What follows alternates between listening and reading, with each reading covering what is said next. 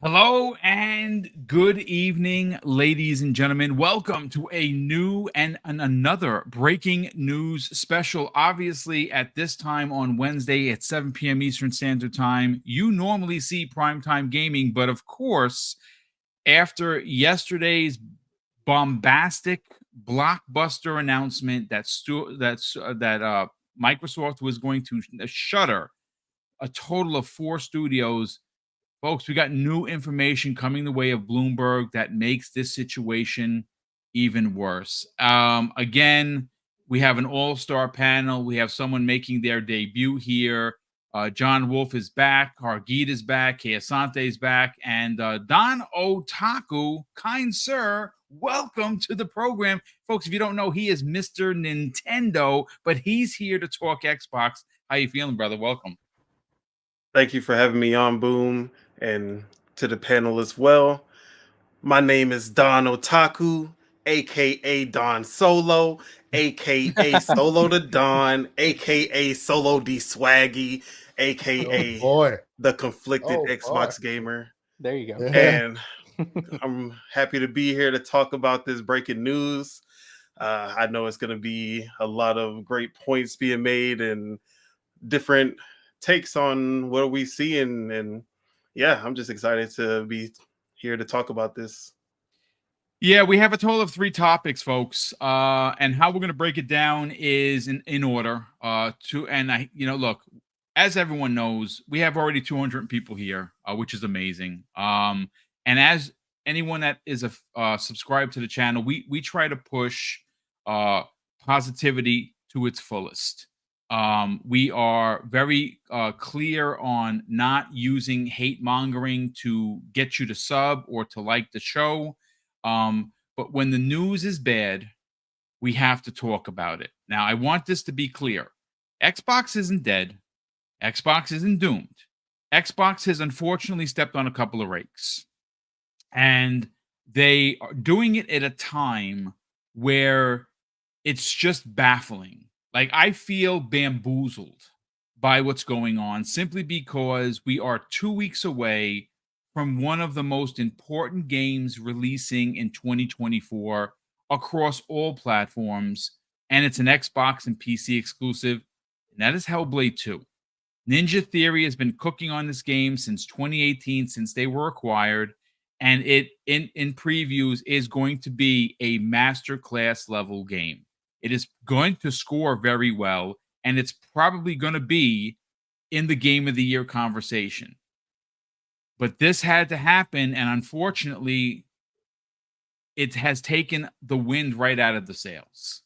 Of course, we have the showcase, which Kay Asante and myself and Hargeet and many people in the chat and in the community are going to be in LA for June. That happens 2 weeks after. And we're all excited and we're all celebrating. And Xbox has more games for first party than any of the other the bigs. And this has to happen. Kay Asante, it's just bad timing all around. And again, it's not gloom and doom. Xbox isn't dead, but it's just the timing that really does put a sour dampening on everything that we're supposed to be excited for. And that's as Xbox gamers. Absolutely, man. Yeah, I'm happy to be here. It's unfortunately one of those days, right? I guess at this point I have coined the term pulling the defeat from the jaws of victory. We need to make a shirt at this point. There should be like jaws open and just L's just keep coming out. It is so mind-boggling that we talk to Sean Labrie, have him design that shirt for you and sell it, because I will buy your first shirt, sir. You know what I mean? It is very, very difficult right now. It's very, very, very difficult right now. And I mean, we'll definitely get into it. I definitely have takes. I wouldn't say mine is unique, but it might be a little different than some on the panel. We shall see. We'll see how that goes. I will say, like everyone else, I'm very disappointed. I'm kind of split in two. I kind of feel the business end of it, but as a consumer, I have some very, very serious problems with it. But yeah, here we are having to adapt once again to some rake stepping, some 2 steps forward, 3 steps back motions that they keep seeming to be able to do. It's uniquely part of Microsoft's way. Clearly, it is what it is. Yeah, and again, we're gonna break it down, folks. We're gonna use class, precision, integrity. All of those things are gonna be used. It's not gonna be a shouting match. And we're gonna try and get to the crux of the conversation while entertaining you, which we have over 400 people here already, and we're only 7 minutes into the show. My goodness, thank you so much for checking out Double Barrel Gaming's breaking news special. John Wolf, Mr. Call of Duty himself. We're going to get into one of the topics that is coming the way of Charlie Intel, which, of course, that is a major AAA channel member of the community. That is the Call of Duty site that everyone goes to. Well, they're reporting, folks, and this comes the way of The Verge. That's Tom Warren of The Verge, who's reporting that there are internal conflicts to whether or not they're going to put Call of Duty into Xbox Game Pass this fall, and or potentially raise prices again to justify it going to Game Pass. For me personally, I hate it all. But John, welcome, man. Well, hey, thanks, Boom, for the invite tonight. It's unfortunate that we have to have a show like this because Xbox decided to to kind of change gears on a lot of things. First, I want to say welcome to the chat. Thank you all for being here. Don Otaku, first time podcasting with you, brother, and just welcome aboard. You're joining Boom's Primetime Gaming, which is where a lot of us here got our start. So welcome aboard. You're gonna do just great. Kay Asante, as always, my co-host on Mondays, brother. I missed you this Monday that we couldn't do a show.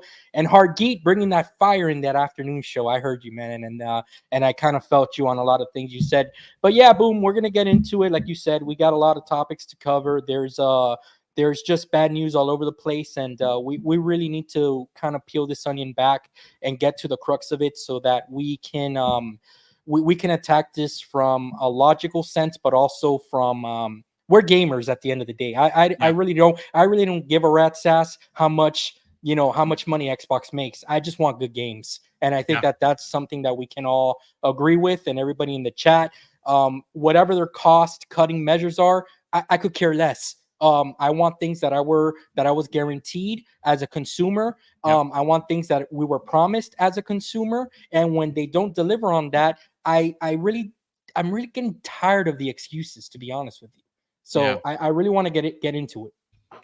And we will. Shout out to Sanchez MTZ Gaming. He says, hope Boom is not doom and gloom today like he was yesterday. I mean, listen, first of all, Sanchez, welcome to the program, as always. Doom and gloom, no. Disappointed, mad, upset, yes, all of those things. A lot of emotions flew left, right, and center yesterday, as they should have. I look back at it. I don't like cursing, which I'm going to refrain from doing today. I did let a few F-bombs drop. It warned everybody that it was going to be that type of show. It's normally a PG-13 run show. But when you see, I like looking at things at the human element. I think that is something that we as very selfish gamers sometimes forget. The human element is all of those fine folks who are talented, who are now without a job. That is something that you need to rally around. You need to let the world know that is unacceptable behavior.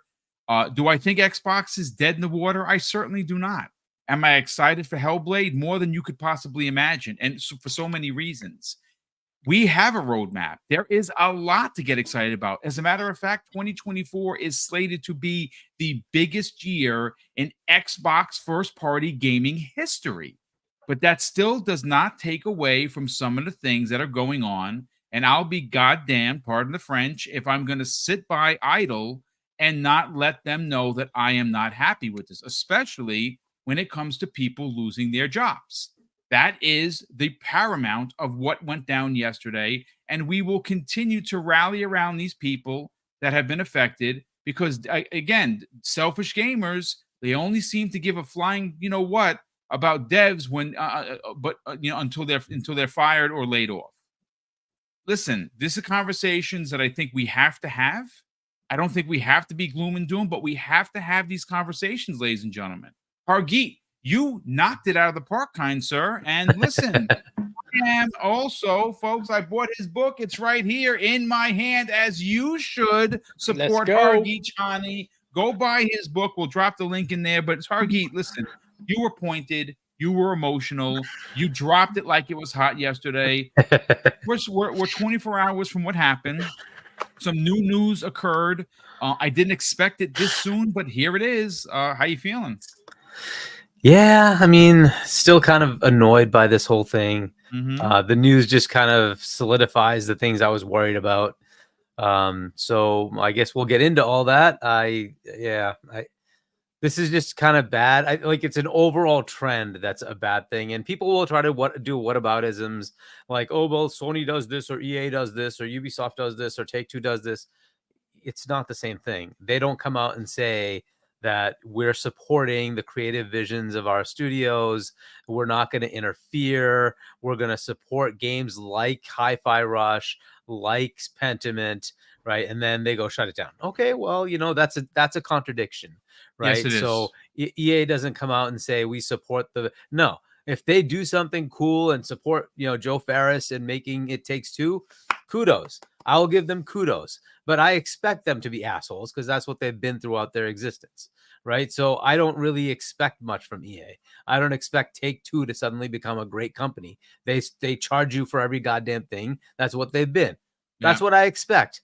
They didn't come out and say those things. You know who did? Phil. So if he comes out and says those things, then I expect a certain level. I don't know if Phil is running things or not, but this is not the Phil thing that I expect. This is not the Phil vision that I expect. So I don't care about the whataboutisms. I'm looking at what I, as a consumer, was expecting from Xbox, and I was totally thrown asunder from this. I don't know what the hell happened. This is not what I expected. So we'll get into it, but this is just that's why it's a little emotional. It's this is just not what I was expecting from them, right? I was expecting them to keep the creative vision going, right? Sony went and did the same thing a few years back, saying these games don't make money. We're just going to shut these studios down. Okay, cool, but that's not what I was expecting to happen here. Right, Game Pass was supposed to be that shield. Apparently not.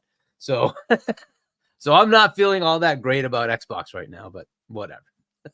Yeah, and again, I think there is a very distinctive line, gentlemen, where you can have a distaste for things that are currently going on and still love your brand. I love Xbox. It's my brand of choice. I am not switching to Sony. You know why? I don't have to. I have a PlayStation 5. I play it for their first-party games. I have a Nintendo Switch with over 100 physical games because I love Nintendo.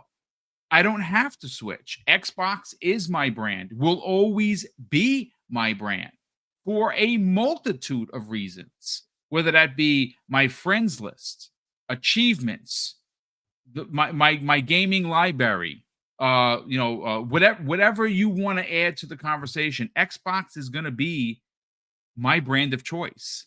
I just don't like some of the things that are happening. And like I said, from a human element conversation, we must talk about this. So the breaking news, okay, comes the way of Bloomberg. Now, Bloomberg is no slouch of a news conglomerate or a news source that people use for breaking big tech news. And they posted this moments ago or earlier today. Microsoft's Xbox is planning more cuts after studio closings. And it goes on to say, Xbox is offering voluntary severance agreements to producers, quality assurance testers, and other staffers at ZeniMax as part of a broader cost-cutting initiative. Now, again, I don't like the man, but I got to give credit because I always do when I read a story, and this story was written by Jason Schreier. It was posted today at 4 p.m. Eastern Standard Time on May 8th. And it goes on to say that this week, Xbox began offering voluntary severance agreements to producers, quality assurance testers, and other staffers at ZeniMax, which is it purchased in 2020 for $7.5 billion, according to people familiar with the company's plans. Others across the Xbox organization have been told that more cuts are on the way. It goes on to say this, folks. Employees were shocked by the unexpected shuttering Tuesday of 3 Xbox studios and the absorption of a 4th. The closures included Tokyo-based Tango Gameworks, which last year released the critically acclaimed action game Hi-Fi Rush. Tango was in the process of pitching a sequel, said the people who asked not to be identified discussing non-public information. During a town hall meeting, Kay Asante, with ZeniMax staff on Wednesday morning, that would be today, Xbox president Matt Booty praised Hi-Fi Rush but did not specify why the company had shut down the development studio behind it, according to 3 people who were in attendance. And it goes on to say this, one more thing. Speaking about the closures more broadly, Booty said that the company's studios have been spread too thin, like peanut butter on bread, and I quote, and the leaders across the division had felt understaffed. They decided to close these studios to free up resources everywhere else, someone that was there commented on. So what's interesting here, and again, it's going to be a conversation that I think is going to be ongoing, is not only did they get rid of 1,900 staffers at Activision Blizzard and King, they also now shuttered 4 studios. 3 are closed permanently. 1 has been added to another. There's going to be more voluntary removals, meaning that, hey, maybe you don't like what the Rock is cooking and you're going to bounce, so you'll take your severance and go. And then in the same report, others are saying that through Xbox, which is Xbox Game Studios, there could be more layoffs. Okay, I don't know how much more the gaming public can give and take from what Xbox is up to, and it's just really a bad look all around. Let's talk about it. Yeah, I have to be honest with you. There's no way of sugarcoating it. It is a very bad look. Honestly, and myself and we talk about this all the time. I think that the poison pill, the monkey paw, take whichever analogy you want is ABK, right? If you look at what Microsoft was doing, and look at what Xbox was doing writ large before ABK, they were gearing up. They were ready to go. They had all the ducks in a row, as it were. And it looks like the purchase of ABK and now the running of ABK has moved the goalpost and brought them into the limelight in a bad way, and has led to the idea that they need to right size in order to continue sustaining what the business is, right? It takes a lot of money, clearly, to run an organization as big as ABK and release those monster titles that they release in such short order. And it looks like people are suffering from it. Now, what I will say is, I'm a little of two minds on this whole situation, right? I am, as a fan, as a consumer, I'm super disappointed because some of these studios I really like. I love these studios. I love their products. I have loved what they have produced a long time ago, right? I tend to be the context matters guy, but whether the context matters or not, at the end of the day, they're not giving me what I wanted, as Hargeet was saying, and I have every right to be upset about that, right? Honestly, I think the vitriol and the anger, which I believe is deserved, it's very odd, because I feel like what we always criticize Microsoft and Xbox for was kind of their Achilles heel in this instance, right? We always criticize them about the 2 M's, the marketing and the messaging, right? But unfortunately, I feel like Phil Spencer's marketing and messaging was a little too good and that has become his undoing in this instance. Now, follow me with what I mean here, right? Those of us who have been paying attention to Microsoft for some time now know what Microsoft is, know what Microsoft used to be, know people used to facetiously call them the evil empire, all this stuff, right? Back in the day, like these guys used to be like that scene in the Dark Knight where the Joker breaks a pool cue and says, "We have one open spot, time for tryouts." That was them, right? That's a great part. That sounds hilarious, sounds facetious or whatever. Look up stack ranking. Stack ranking, if you don't believe me. That is literally how it used to go down in that company, right? And we all know Phil Spencer basically grew up his business life, his career life in that energy, right? This was the quote unquote bad old days of Microsoft, right? Internally, they were horrible with culture. Externally, they were throwing their weight around. These were the days when they were, always in trouble with the FTC and all the various, the various companies were they either were bullying companies or regulatory bodies were trying to break them. This was the Microsoft we know, right? Yep.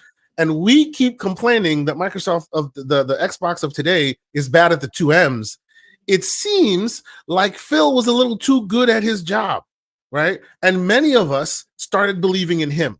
And we have continued to believe in him, so much so that we forget that Microsoft of old, right? Because as Hargeet and John have already said, he says things and we went there with him, right? He's done a very good job of rehabilitating the mindset of the public in the form of what Microsoft is, right? Him and Satya, right? They came around during their tenure. It's been software services. It's been straight up. It's been consumer positive moves left and right. And because of that, we forget what the company used to be and how the culture used to move things, right? But at the end of the day, clearly, as you can see now, right, they are still the same company that can turn into the Hunger Games when they need to turn into the Hunger Games. You know what I'm saying? And that's where we are today, right?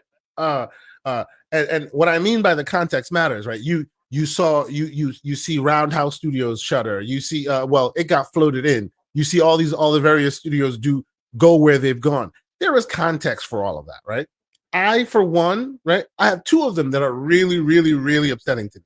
I, for one, and maybe I'm rare in this, I love Arkane Austin. I have for a long time. Arkane Austin has produced some of the best games, in my humble opinion, right? And I won't even sugarcoat it, right? All of these studios, whether it be from XGS proper or Bethesda, many of them are creative first, monetary second. To me, Arkane Austin was like your Remedy Studios, one great hit away from Magic, right? Seriously, just like your Alan Wake 2, critical darling, never made any real money, right? Yep. Same thing with Prey. Oh my God, I love that game. I can still put that game on today and I will be lost for hours playing in that world, right? All the Dishonored, many of the Dishonored games, absolutely fantastic, right? But of course, as you know, right, when the rubber hits the road, when the left hand doesn't talk to the right hand, it seems like for a while, and this is why I say it's Phil that is a bit too good at his job as far as marketing and messaging. For a while, he was able to inoculate them and the perception that they were safe. Yes. Because I mean, you heard this when Xbox first acquired a bunch of these studios. What did they all say? It's because of Phil. Hell, Todd Howard said it's because of Phil. Why? Yep. Tim Schafer, they don't want to focus on any of the financials anymore. They just want to build their quirky, interesting things. When have they made millions of dollars? They are not the ones you go to for microtransaction heavy, big black hole games, right? But at a time, Phil basically messaged that the incentive was to have them come in-house. They no longer have to worry about all the surviving, searching for food. You just focus on your creative juices. You get creative, you get interesting, and we'll take care of the monetary financials around you. right? But as it looks like today, first, Mr. Booty, you don't has already come out and said they don't mandate the type of game, they don't mandate the type of engine, they don't mandate any of that. You go be creative.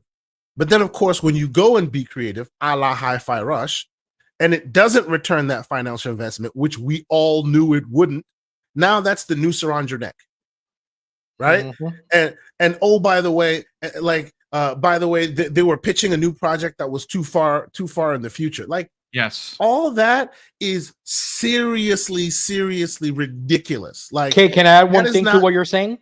What Sure. about the lack of marketing to help your product succeed as much as possible? Yep. Well, but you know what? All that was under the premise that they had a built-in audience that was ready to receive this content. Look at Netflix, right? Yes, the big tentpole titles on Netflix, you see and hear, oh, it's coming, right? But by and large, a lot of the great stuff about Netflix and in Netflix are marketed to Netflix. Yes. You don't hear about it too much outside, right? And by and large, a lot of those titles that are in Game Pass do tend to find an audience without having billboard signs up, without being like God of War, like on the wall in your local subway station. You know what I'm saying? So the idea, I will not push back, but I will understand that their level of marketing, how they were doing it, it's not what we traditionally considered as marketing, but it was having some success. But this, of course, is all under the premise that you initially sold, which was we let the creatives be creative, right? And by doing that, you find niche audiences for interesting things that can live and thrive in Game Pass, a la Pentiment, right? A la Hellblade 2, right? A la all the various quirky, interesting games that are there, right? But it looks like, and I will leave it for others to continue, and I'll chime in later as I need to. But it looks like Phil, whether it be through his own choice or by choices that were made beyond him, and let me be absolutely clear, okay? The reason why I feel a little conflicted by this is I know what it's like to work in those corporate environments where you manage people, where you move people, where it comes down from on high that you must make difficult decisions, right? And when it comes to that, you and I both know, I think everyone on this stage will attest, and even people in the chat will attest, he is a gamer. He has been advocating for Japan forever and a day. Yep. Right? Even to my criticism, I'm like, yo, man, Japan is like a girl. He don't like you, so maybe move on. I have said that many a times, but they were staunch in Japan. And now when you have the smallest of beachheads, you push it away, right? It tells me there's more to that story than we are aware of. But you know what? I won't swear, so I'll say F that. Because as a consumer, we had expectations. Yeah. We right? And why did we have expectations? Because against all odds, against the Microsoft that even I know, I've been following them for years, right? They are the Hunger Games. Oh boy. But somehow Phil got the moniker of being too kumbaya. Can you imagine that? Oh, too kumbaya. Only to then break the stick and go, we're doing tryouts, right? That's where we are today. So I honestly think that, you know, as much as difficult as it is to grok and as angry as we are, and hey man, be angry, right? I say keep it respectful because everyone's not happy. I bet, I mean, I'll have no way of proving it. I bet Phil is not having the best day today, yesterday, or the day before, right? Because like the gamer in him that I know is there is not happy at these choices that are being made, right? But at the end of the day, we consumers have every right to be upset about the moves that are being made. It's just, it looks to me that his ability to communicate his earnestness kind of put a smokescreen over our eyes to see what was really real, which is that Microsoft is still that company that will cut as they need to cut, because at the end of the day, if it don't make dollars, it don't make sense, right? And one last thing, the thing that is really difficult, that I think seems to be the big problem that people have a problem with that they can't grok, is how can this company that makes more money than God do these cuts so flippantly and so easily, right? As difficult, and here's where people probably won't agree with me on this one. As difficult as it is, like, and I was talking to Boom about this before, I have had a chance, for better or worse, to speak with people who make way more money than I will in a lifetime. And and I've spoken to many people like that. The one key difference between them and most of us is they are the cheapest sumbitches out there, right? You meet a person like that, chances are you don't know, because that person knows how to keep their money. And that is the reason why, right? Like, that's the number one reason why whenever we have these conversations, I always say, look, give me your opinion, because your opinion is very valid like everyone else's. But if you want to speak in financial terms, open your wallet, look down, and see if you've ever had $1 trillion in there. If the answer is no, which chances are it's no, you probably can't understand or fathom the things they have to deal with in order to make these decisions. It is just mind-boggling. Doesn't mean we can't get upset about it, though, right? Doesn't mean we can't voice our opinions and say, hey, man, this is some straight BS. Tango Gameworks, I understand the logistics of it. I can understand it from a business perspective. I can understand it from an ROI perspective, and all of that still does not sit right with me. I was talking to Everborn this morning, right? And he's like, when they were potentially going multi-plat, people were like losing their minds, and I was like, I was nonplussed, right? Because I've always played games wherever games are. I don't care, right? What get me out of bed, what will wake me up and make me go, hey, as the meme goes, hey, here and no further, is now it looks like that diversity of content that got me into their ecosystem is being whittled away in favor of microtransaction heavy big AAA gas games, because those cool quirky games are now being held up by standards that they were never ever going to be able to hit, because they weren't hitting those benchmarks before you bought them. Why is it that you're holding them to those requirements now? And if those games go, you lost me. I will be there day one. I will continue. My Game Pass is paid up to like in 2027. I will be there gladly, because even if you put it everywhere else, I have a handheld, I have a PC, I have a console, and they will follow me. I will play, I will enjoy. But if every time I turn on my box now, I won't see all the quirky, interesting, diverse content that you promised, and instead I just see one other black hole game after another black hole game trying to literally separate me from my dollars all day, yeah, you lost me, right? That's where my line is drawn. So I sit here very, very conflicted and very disappointed. It is what it is. That's my take for. It's a great take. It really is. Hargeet China, let's bring you into the conversation before we bring in John and Don Otaku. Look, the report is pretty beefy. Jason Schreier goes on to say that these cuts at Xbox come amid a wider contraction in the video game industry. So what I wanted to do, because again, Microsoft is getting a lot of smoke, but they're not the only ones that should be. Okay, let's understand now. So true. I'm all about numbers, ladies and gentlemen, and the numbers don't lie. So I said the Reaper comes for everybody. It's coming for everybody at this point. Unfortunately, okay. So last year in 2023, does anyone know how many jobs were lost? Not in the tech sector. I'm talking about just in gaming, game design. Yeah. That was over 10,000 humans that make the games that you play were out of a job last year. Well, you want to hear something that's striking, that goes to show you that it's not just Microsoft. Yes, they have a piece of this. How much of the percentage? Well, I haven't broken it down yet, but they have a piece of it. But it's not just Microsoft. It's not just Xbox.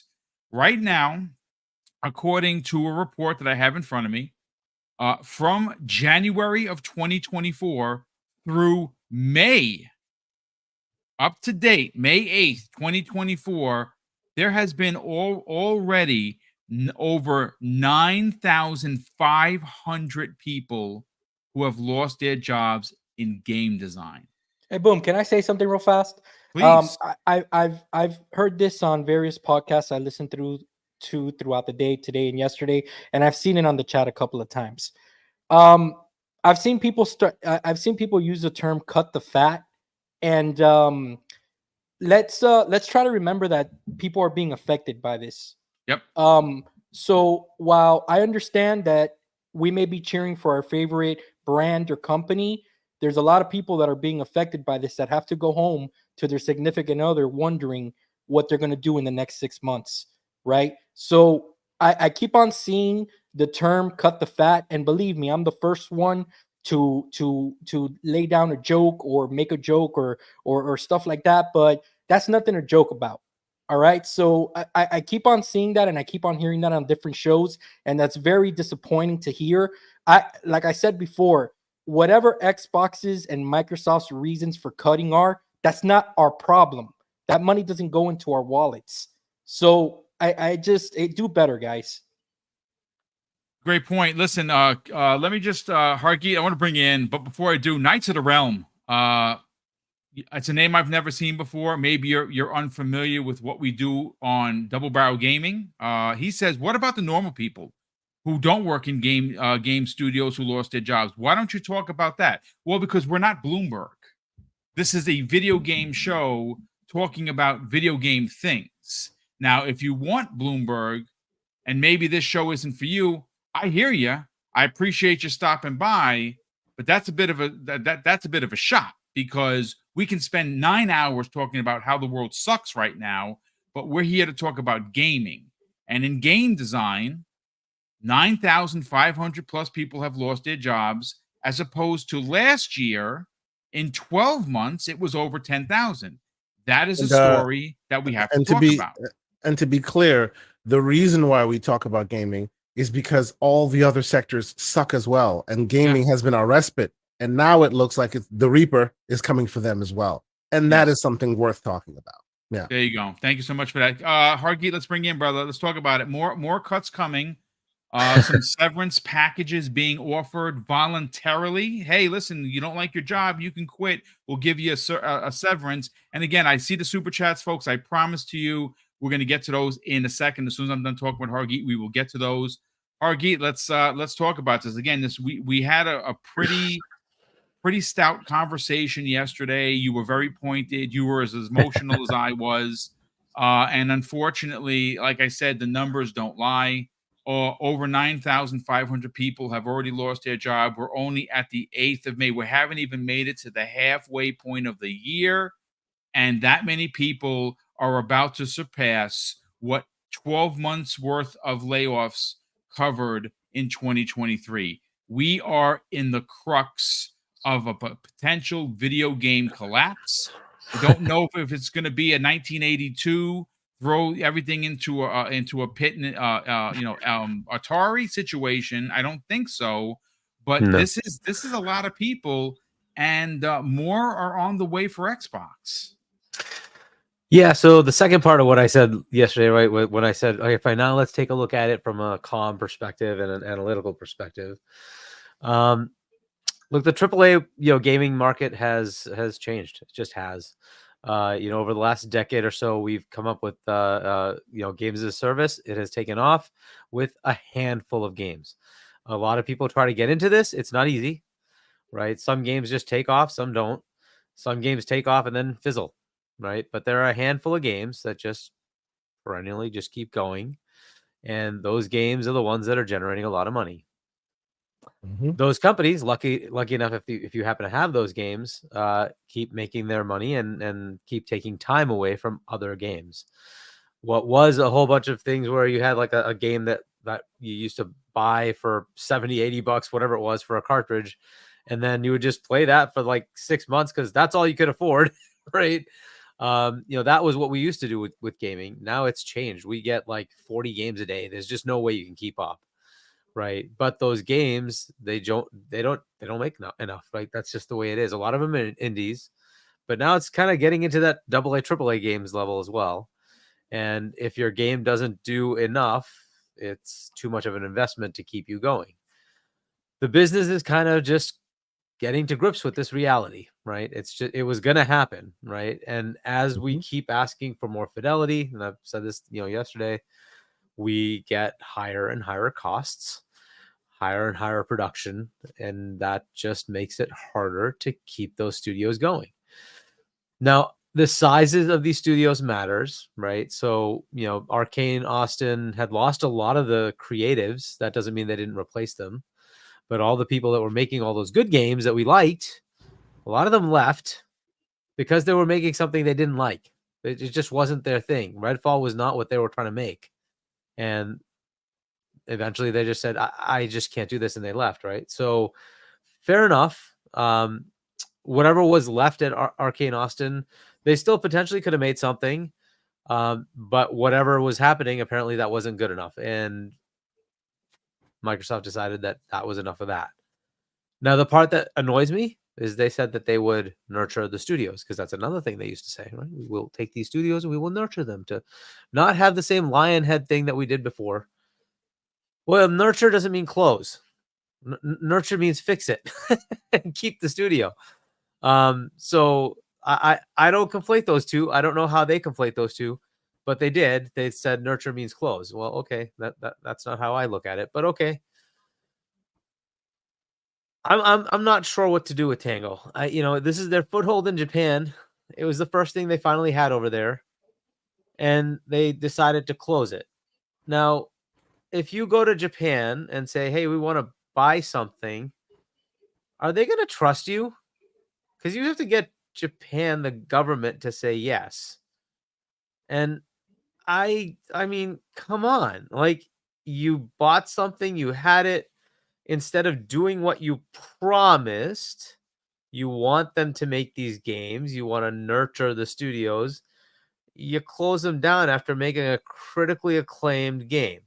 Like your only massively critically acclaimed game. There was no controversy with this one. Starfield had controversy. Forza Motorsport had controversy. This one had no controversy. Redfall was just a fail. Like, we just assume it's a fail, right? This was just a no controversy, the best game they had, last year, right? No controversy. It was the best game they had. It was the most complete game as well. Yeah, and yeah, not buggy, nothing, perfect. Yeah. Shadow dropped, worked great. No, wasn't good enough. Okay. So what the heck is your strategy then? Right? So looking at it from a business perspective, fair enough. All the business, it's having issues. We get it, right? Fine. Every one of the companies is doing this and they're having problems. If I Take-Two, for instance, their entire business model is making games. So you can't just say, hey, this little development studio is not making any money. We'll just fund that by having GTA over here. I understand that. That's fair. If it wasn't working, you close it. I get it. In the case of Microsoft, they created this whole thing with Game Pass. Their promise with Game Pass was that we will then be able to make games that wouldn't normally be able to be made because they're already funded. That was the point, right? The shield of Game Pass. Well, now that shield is gone. Shield's got cracks in it, man. It's gone. Right. So the next time somebody comes up and says, hey, I want to make a Grounded. Well, my assumption is they're going to say, what are you talking about? We're not making that game. Right. And I think that's devastating because those are the kind of games that the quirky ones, sometimes they miss. There was Bleeding Edge. Sometimes they miss. But sometimes you get gems. Now, for those who don't like Pentiment, great. But for those who like it, that was a pretty ridiculously cool game. Right, I know a lot of people wouldn't even give it, the first look, but if you play the game and you happen to like those kind of games, it was a pretty cool game. But it will never be made again. There will never be another Pentiment because they will never greenlight it. There will never be another Grounded because they won't greenlight it. And then if you're trying to say, hey, I want to make these kind of games, you're just basically saying, my studio is going to get closed, so I'm not even going to bother asking.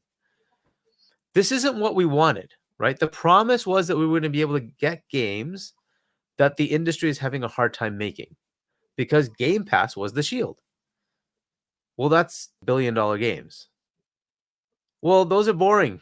I'm sorry, but every one of those is not going to be the answer, right? Maybe you like ESO. That's cool.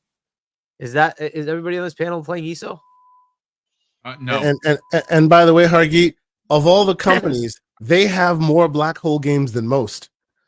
Like they really do. And I think that's the headache they're running into, right? If you're Amy Hood, if you're Satya Nadella, you look at, you've got Overwatch, World of Warcraft, you've got Call of Duty, you've got ESO, you got Fallout 76, you've got Minecraft, and these things just keep generating money and money and money and money and money, and they keep printing money, and you keep making profits. Like, why are you making these other piece of crap games? Why do we have to waste money on this? Why am I not just making money off of these games that just keep generating money, right? Well, why don't you just throw these other studios away and let's just make the games that make money? It's like, but that's not what we were promised. The point of Game Pass was that we would have that variety, right? So yes, I would have an ESO, but I'd also have a Grounded. But yes, I'll have, a Call of Duty, but I'll also have a, Hellblade, right? But now, is Hellblade going to sell umpteen million copies? Maybe. I think the first one sold like 5-6 million copies. So maybe it will, right? And hopefully that's profitable for them. But now you're putting it in Game Pass. Is that going to hurt sales? Yes. I mean, let's just be honest. Yes. If you're telling me that Game Pass isn't sustainable anymore and that's not going to pay for it, then why are you putting it there? Right? If the problem is you want sales, then stop the baloney and say we're going to put it everywhere and we're not going to put it in Game Pass and we want the sales.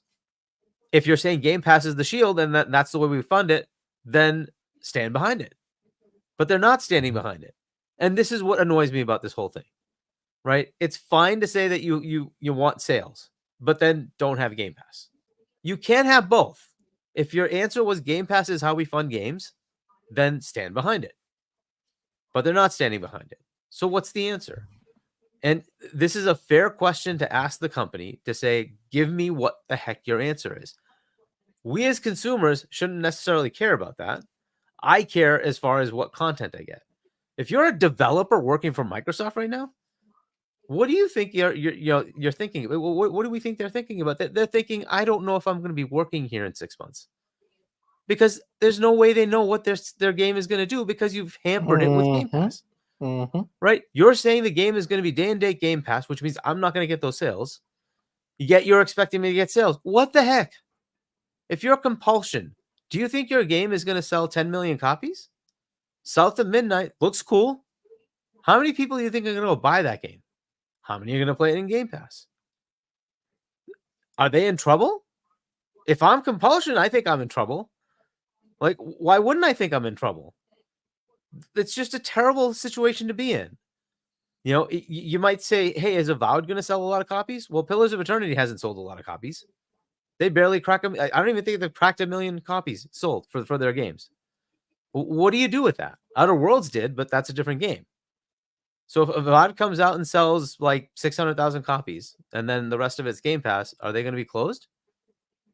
Like, this is the problem we're running into now. Yeah. Right? I need a clear answer from Phil. And unfortunately, at this point, from Satya Nadella, telling us, what the hell do you want? What are you expecting here? What are you doing? Yeah. Right? They're treating this like an enterprise software sale instead of, this is a consumer thing. It's also an art form. It is. So the most important part of that is its feelings, right? How are you engaging your customer and keeping them engaged with you? They're selling entertainment at the end of the day. And on top of that, John, yeah, exactly. Boom and John, this is art. It's not going to be a simple numbers game. Art can either take or not. That's the way it is, right? You can have a perfectly awesome game that totally flops. You can have a perfectly crappy game and it does freaking well. That happens, okay? That's just the way it is. Art is art. It's up to the consumer to say, I liked it, I didn't like it, right? So, they're not treating this the way they should. They're looking at it like I'm selling Office to a bunch of enterprises. That's not what this is. It's just not what this is. And unfortunately, that's where we are. And I think Phil knows that.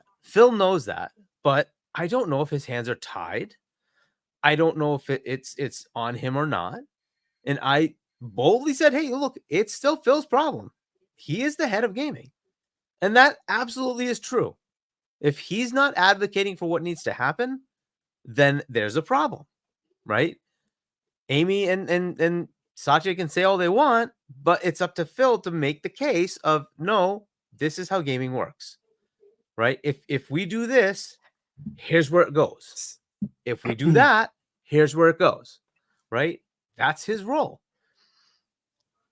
I'm not sure where the future of this is. Now, I'm not saying they're done. I also don't want to fire Phil. I like Phil. I think he's been a fantastic, innovator in the gaming space. But they need to have a clear message of what the hell they want. Not only to us, most importantly, to their own freaking studios. What are you expecting from them? What are you asking them to do? And if you're going to put them in this impossible situation where you're going to take their games and put them in Game Pass and then expect them to have full-on sales, that's just not an expectation you should put on them. It's just ridiculous, right? You can't expect them to do both. That's just not going to happen. So you have to make that clear. What part of your expectation is Game Pass will cover you, and what part is you have to have copies sold. And if this is your problem that you need copies sold, then stop the idea of having exclusive and put it everywhere. Just put it everywhere. And then get those sales on other platforms. I hate it. I don't like the idea, but this is the way it is. But they are. What about the idea that they keep saying, let the creatives be creative and then hold it against them? Why not you go there and then put some thumb on the scales and say, okay, make sure there are microtransactions and crowded. I think you're right. Because if you let them be creative and then they do what they want and then you hold it against them later, what the hell is that? Guys, it's very obvious. Look, we're trying to kind of guess what's going on here, and I think the answer is right in front of us. Hargit, you asked a question. What the dynamics changed when Xbox when that acquisition closed. The dynamics changed. You can clearly see. You don't have to be a rocket scientist to figure out that Phil does not have as much pull as he did before. It's 100% because the money people, John, are in the room. Exactly. And you know that more. You specifically understand that more than most. Absolutely. And the thing is, Hargit, I'll let you go now so you can finish your bars. But where I'm trying to get to, and I'll get to it when I get to my point, when Phil, just the simple example of them closing down Tango shows you that where Phil was able to run the show how he wanted before, that's not the new Xbox anymore. The new Xbox needs to justify the existence of any area of their business with money, not with what's called gaming currency. Phil knows what gaming currency is. Phil knows what a versatile studio Tango is, that they can make anything that you ask them to do. That's not good enough anymore. And it's very apparent. Yeah, no, that's 100% it. And that the dynamic shifted when they saw A, they spent $70 billion. What's the return? And B, wait a minute, these Activision guys under Bobby Kotick, they shut down all the crap and they just kept printing money. Why isn't the rest of our gaming doing the same thing? They 100% see that. That's just the way it is, right? So if you're the finance person like Amy and you're seeing, wait, how much were they making here? Well, why isn't this making that? Right? Because that's all they see. They just see money. They don't see the actual, like, hey, there's an engagement that happens when you do this over here. When you put this kind of thing out, it creates, a positive image of your brand, and that brand matters, right? And that's how you attract customers, right? It's not just about, hey, I just sell this game and it keeps generating money. I'm not selling Windows copies. I'm not selling, Office 365. It's about somebody wanting to be here. Right. And if you don't make that happen, they won't want to be here. And that's going to be a problem for you. Right. So the brand matters. And they're not seeing that part of it. Like a finance person, all they see is just dollars and cents. Well, how am I making more money? Why are they making that much and you're not making that much? Right. That's all. So this is a problem. Okay. And I don't know if they've sort of pushed for certain things and Phil's like trying to appease them. But ultimately, it's going to hurt the brand. There's just no way around this, right? Yeah. You can say that we're overreacting. Just look at the entirety of even Xbox fans, and a good chunk of them are unhappy. Yes. Right? It's not just, like I might be unhappy or Boom might be unhappy or anybody on the panel. It's there's a lot of people in the Xbox the community sentiment across the board. Look, are unhappy. yeah, Yeah. it's not a good time. Is it It's just over not. for Xbox? The answer is no, it is No, not. no, it's not. But a lot of people are showing displeasure, and some are extreme. Sure, we get it. Some people, there are a couple of people in the chat, no names here, folks, that are like, oh, Boom, why are you talking about this? It's doom How and gloom, don't right? you talk about this? Like, I mean, like, honestly, I have a responsibility to the near 1,200 people that tuned into this show Wow. to talk about what is going on and to be forthcoming and to have Yeah. adult conversations. I'm not going to, again, we don't name names here. A couple of people that are normal, that are normally here, throwing some pretty stout, insults my way about, oh, I'm Yeah, out. fair enough. Well, yeah, listen, I get it. This is not the Yep. greatest topic in the world, but gee Yeah. whiz, man, come on. How do you not talk about this? Yeah, I'd say to the chat, just like I do, I don't like to go after people. Like, you can talk about the topic. Just if you don't like where we're discussing the topic, you want to talk about different ways of looking at it. Fair enough. Just don't go after people. That it's better to do that. But anyway, Yeah, don't do that, man. That's rude. Yeah, but good. But look, as far as like where this is going from a business and why it matters is how many more, right? Is this going to mean that Double Fine gets shut down? Double Fine doesn't make games that sell a lot, but I like their games, and I thought the whole point of it was to say, Tim, you don't have to worry about the business, part of this. Just make a good game. Just go make your game. Make a right? fun game, and we'll put it in Game Pass, and that's going to be your funding. Yeah. So don't worry about it, right? And if they shut that down, that's just more aggravation to me. Because I like that kind of studio. I've liked their games. So does that mean, are they now in jeopardy? Compulsion's kind of a newer studio. They've only put out a couple of games. I don't know how big of a deal it is, but I look at South of Midnight and I'm like, that kind of looks kind of cool, right? Looks awesome. I'd like more of those kind of games. But again, I don't think the engagement for that is going to be like 20 million. I just don't. I think it might be like 5 million. Is that going to be enough? Are they going to be unhappy with that? Are they going to throw the studio away? Like, this is too much to have to now contend with, right? Yes. And if it's just ZeniMax, you can say okay, but I think it's going to go beyond that. And like, you look at what they did with ABK, and Blizzard was working on a new game, right? And they said, no, stop that. We're not going to do that game. Why? Why did they stop that game? Did they look at it and say it was trash? Or did they say, we don't want you to focus on something other than the ones that you're already working on because they generate money? If that's the case, then what we were looking for when they bought ABK was, you're going to free up those studios, right, to make the games that they wanted to make.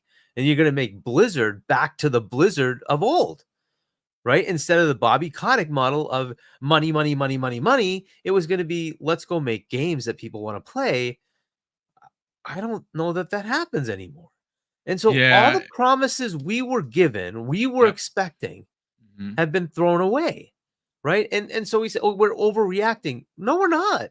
Like, this is exactly the start of what we didn't want to see, right? You're saying, look, I can get Arkane, and I kind of give them a pass on Arkane simply because they did do Redfall, didn't communicate upwards that this game is in trouble and we need to really spend more time on it, or we should cancel it, right? And then Phil had to go and take the hit for it.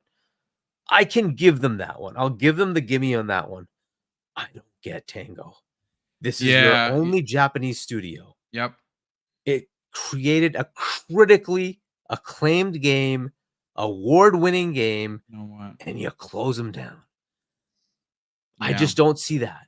You said you would nurture. That's the one that stings, Hargeet. That you know what? You're absolutely right. The foothold in Japan, you got the foot in the door. Now we don't know. But look, we got to bring John Wolf in. We got to bring Don Otaku in, and then we're going to talk about the new Charlie Intel report regarding Call of Duty. That's a big topic. That's a big one. We're going to get to that momentarily. Gentlemen, if you don't mind, I have to catch up on super chats. There's been quite a few of them. Gamer by Choice drops a very generous $5 super chat and says, as someone who has been in similar business meetings, a lot of this stuff is discussed. It is all about what is implemented. Executives look at options, unfortunately. Yeah, they do. And this is one of those things. I pity PlayStation peasants. Drops a very generous $5 super chat and says, "Hey, Boom, did you read the article?" Yes, actually, I did. And I read it again verbatim live on the air. He says people are getting severance pay and being helped to find other employment and move to other studios. Are you still mad? Yes, I am still mad because that's not everyone.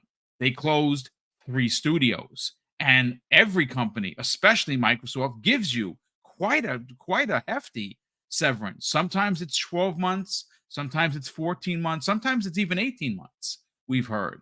But that still does not take away from the fact that someone lost their job on a studio that was told to make creative based games, and they got punished for it. So am I still angry?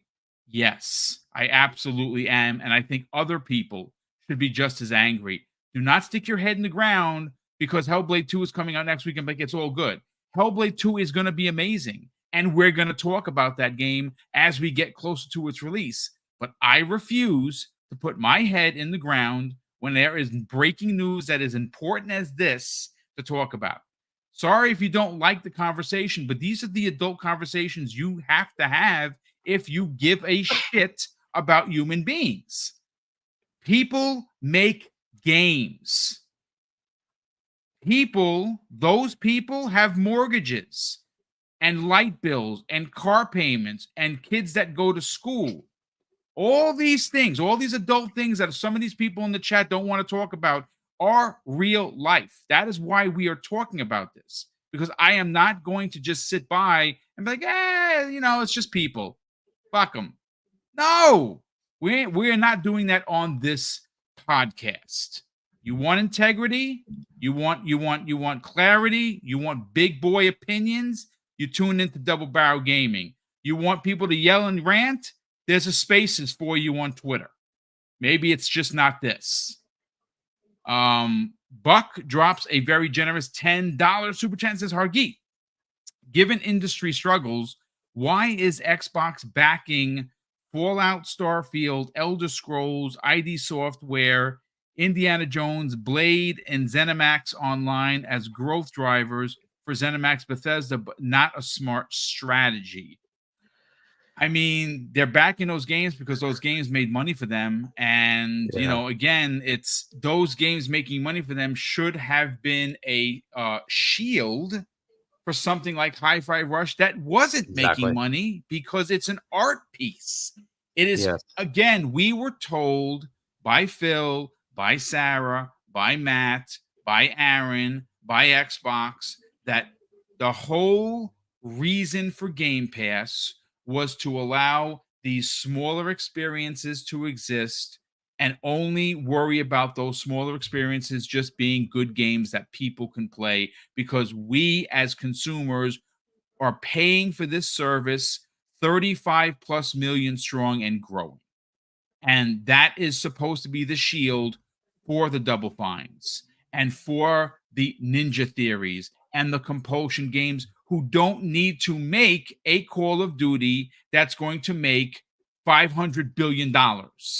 That's the point of this. And unfortunately, that is not happening. And like Hargeet said, we need clarity.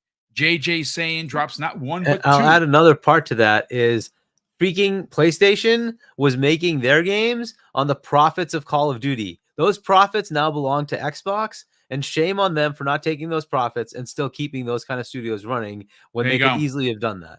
Yes, 100%. Great point. Great point. JJ saying 117 drops $2 super chats. And the first one, he says, Microsoft is forcing more gas games for profit. Indeed, they are. Second super chat, he says, ZeniMax will merge with Xbox Game Studios and not exist. I don't think so. I think they're going to continue to do their own thing. Honestly, I that's how it looks like it's going to stay. Black Ronin 357 drops a very generous $2 super chat and says, so this Microsoft's fault is what you're saying, Kay? I think he's asking you, Kay, is this Microsoft's fault? I think that there is some blame to be levied at Microsoft there, and well, not just Microsoft, but also Phil, right? On the side that I would levy at Microsoft, it's the fact that you hire somebody that is your gaming SME, your subject matter expert, and then they tell you to cool it, calm down, and you go, no, we need our money now. You're not listening to your SME. That's a problem. Yep. And why I would say it's Phil's fault is if he knew or didn't know that getting ABK in this would then move the goalposts and have him sacrificing all of the bespoke studios, then that's his fault as well, right?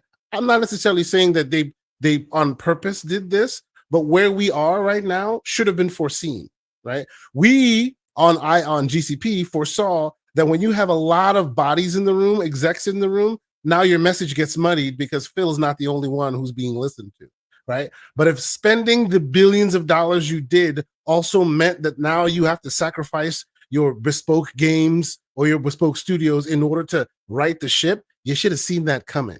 To me, that's a little bit of smoke. Yeah, there you go. Great point. Xbox expansion pass that is led by Luke Lore. Luke, what's going on, brother? He drops. Great Luke Lore. Yes. The great Luke Lore. Drops a very generous $2 super chat and says, "This panel rocks." Indeed, brother. We got to get you back on here soon enough. Hey Blinken drops a $5 super chat and says, 7 years ago, our Xbox father, Phil Spencer, made a commitment to Japanese support. Now it's gone.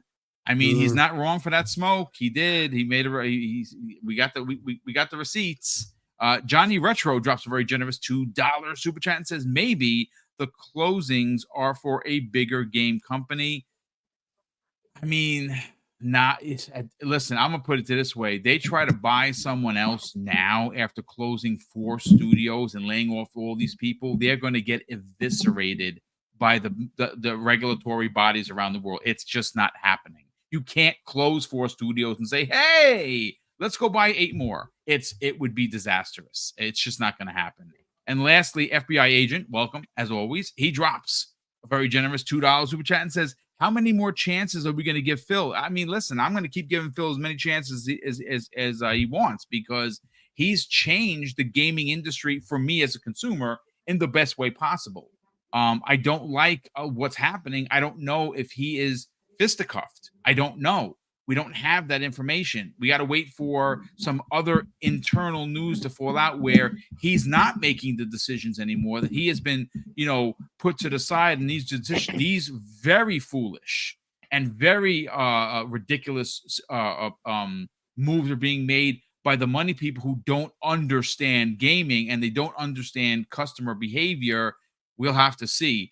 Don, we're going to get you in a hot second, brother. Let's bring in John Wolf. John, let's talk about it, brother. I mean, you've heard what Hargeet had to say. You've heard what I had to say. You've heard Kay Asante, but we want to hear what you have to say, kind sir. Yeah, man. And I think that Kay and Hargeet nailed it out of the park when it comes to the logic of this. And I'm gonna whip out the chancleta, man, because they need a good old fashioned Latino heat spanking. Okay. Look, man, this is it's disappointing how like so much potential can just be flushed down the toilet overnight. You know what I'm saying? I'm coming at this with my gamer hat on. Like I said in the beginning of the show, I really can't have any type of sympathy for a $1 trillion company at all. I can't find any way to excuse any of the moves that are made here other than just say that, yes, being a 40-plus-year-old man, I understand that not everything is rainbows and sunshines and business is business, but still, consumer at the end of the day, and I care about what us gamers have lost with all of this, because we lost. As gamers, we all lost when this news came out, because we lost good developers that make good games, and that means that now we have less, and that sucks. For the people that lost their jobs, that sucks for you guys. Prayers sending it out there for everyone affected by this. Boom. Look, if I've gone back the last 2 days and I've listened to the Xbox emergency podcast that they had 2 times since then. The writing's on the wall. Xbox is telling you without telling you what the future holds. From my point of view, the third party move was just the beginning of an avalanche of, I guess you can say, a structural change within proper Microsoft and Xbox of expect the unexpected, because what we're seeing here is a hostile takeover, and I'll call it that even though we don't know that, but a hostile takeover of operations to where now Xbox is proper Microsoft. And when you're proper Microsoft, Yep. you're going to do things their way, not the way that Phil was running the Cool Kids Club before. Now, and I learned this from Kay, and I think he said this many times to me, and he brings up a great point. Phil's words now affect the stock market if it goes up or down, Yep. just with something that he says, where before it just affects a Twitter. You know what I'm saying? So Yeah. the thing is that with that said, and understanding that, it's very clear with the podcast that he was letting the Xbox gamer know what's ahead of the bumps that are ahead for Xbox. I guess you can say diehards, right? Expect third party to be a thing. He said everything we do is for the health of Xbox. Hint, hint. If we don't put these games on PlayStation, our studios are going to start shutting down. But here's the funny thing about that, right? They did put Hi-Fi Rush on PlayStation, and even that wasn't enough to save the studio. Yep. So what does that really say? And that's why I think that a lot of people today on social media and on various shows have the right to ask questions and to have some type of doubt with what's going on, because you look at a game, and this is honestly what pisses me off about all of this. You have a game like Hi-Fi Rush that was the darling of 2023, okay? And they released the game and they shadow drop it, and they say that that was Bethesda's decision, and they were very happy about the reception, right? But they didn't give it the platform that you would think that a publisher would give their new IP and put it on a pedestal so that everybody can see it and it can shine even more and become something bigger, right? And again, I'm no one to be fit to run a $1 trillion organization or their marketing. But boom, I've been a gamer my whole life, and I know what moves the needle for me. And I challenge everyone to take this test, to go to 3 casual gaming friends that you may have or family members and Mhm. ask them if they know what Hellblade 2 is. They're going to tell you no. And that is a problem. That is a problem, because how do you have arguably the best looking game of this generation and nobody knows about it? That's a failure, because like I said before, Boom, I know that many of us here are graybeards and old school. What gets us to buy consoles and games and invest into platforms are the games Or and the special excitement games. and Games and, that and stand the out. and the FOMO, and we get, and as gamers, we're all frauds and pay pigs. Boom. I always say the same thing. All it takes is for you to show me a good game, and I'll buy whatever it is that you're offering. Right. The thing is that to me, it's now the concern that everybody has, and I think it's the right one. You're not properly marketing Hellblade 2. Where is the Senua Chalupa at Taco Bell? Okay, what like dude, like there's nothing. And then when Xbox man. finally decides to market the game, they release a screenshot and it says, "Hey, it's coming soon." Dude, where's the push for your game?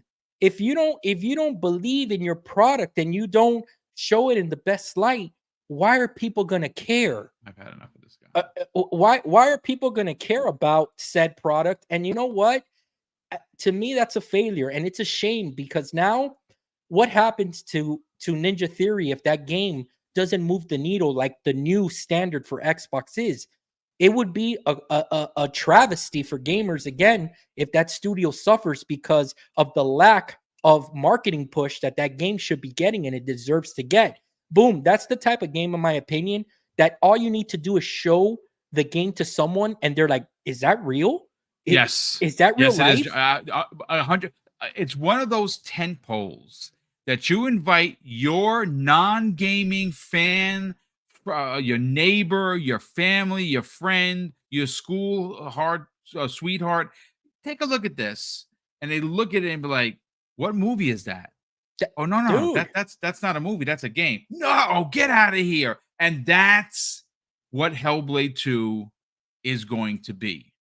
Right. And the thing is, again, look, I know that that's old school marketing. I've been educated throughout the week from various members of our Discord of how the new age marketing works and social media and word of mouth and all that good stuff. That's all fine and dandy. But guess what? I, as a gamer, again, my whole life, I've bought consoles and different games and different things because of commercials and different ads, and I fall into the FOMO. I'm sure that's happened to every single person here. I just bought an Apple TV because they advertised a Ninja Turtles game that I wanted. Pay Pig 101. But the thing is that if you don't show your product to people and put it out there, how do they know that it exists? And then they're gonna come 6 months later and close it down? Dude, that's a tough pill to swallow. Because again, if the consumer spoke and the consumer said, we don't want this, fine. You can say, hey, the product didn't hit. But when they don't give their product a chance, that's when you're gonna hear it from someone like me. Because if Kay knows, there's two things that set me off. It's hypocrisy and it's just dumb stuff that the company shoots themselves in the foot. Okay. Yep. And again, the last thing I'll say, look at what they're doing and they're telling us without telling us. Hargeet, you asked the question, is Phil in charge anymore? I think it's very evident that yes, he is in charge, but his voice doesn't carry the same weight that it once did, because now the decision needs to be split probably between 2 or 3 people. It's not only his. Now, if he wants, because there's no doubt in my mind that Phil leading Xbox, with him being the decision maker, closes down Tango. Zero chance. Because again, gamer currency. He understands that a versatile studio like Tango, he can plug in whatever type of game they want to make. They made they made a game, an action game. They made a Resident Evil type horror game, and they made a first person game just like that in the span of their existence. Versatile. Not every studio can do that. Okay. And that right there has gamer currency. And Phil understands that. But guess what? When you're looking at Tim Stewart and Amy, and they seen that it's been nothing but red, and we're not saying that it is because we don't know that. How does Phil tell them, hey, we should keep this around because Twitter's gonna like us? Because it's good for our brand, for our image. They're gonna be like, we own Call of Duty. What are you talking about, guy? That's gonna be the response. And you know what? He has to take it, unfortunately. And I think that that's what we're starting to see. I'll end it here. Guys, look, this isn't gloom and doom. Xbox is not going anywhere. Boom already said that. I think we all are on the same page. But what I will tell you is this, and this I do believe, and everything that I'm hearing, it's confirmed it. The Xbox that is not here anymore. This is definitely something new, and and we're gonna learn more about it coming June of their direction.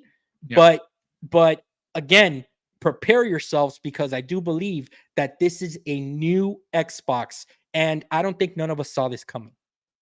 Yeah, I mean, we're gonna see. June is it's gonna be a great show. It's probably gonna be one of the best shows they've ever put on, and we're all gonna get excited. But again, we're here today to talk about this. Don Otaku, listen, I want to get your opinion on this, bro. Apologies that we didn't get you in first. Usually we do guests first, but again, this is one of those shows that we have over 1,200 people here, and we're trying to make sense of a lot of information. Don, look, we know you're a Nintendo guy.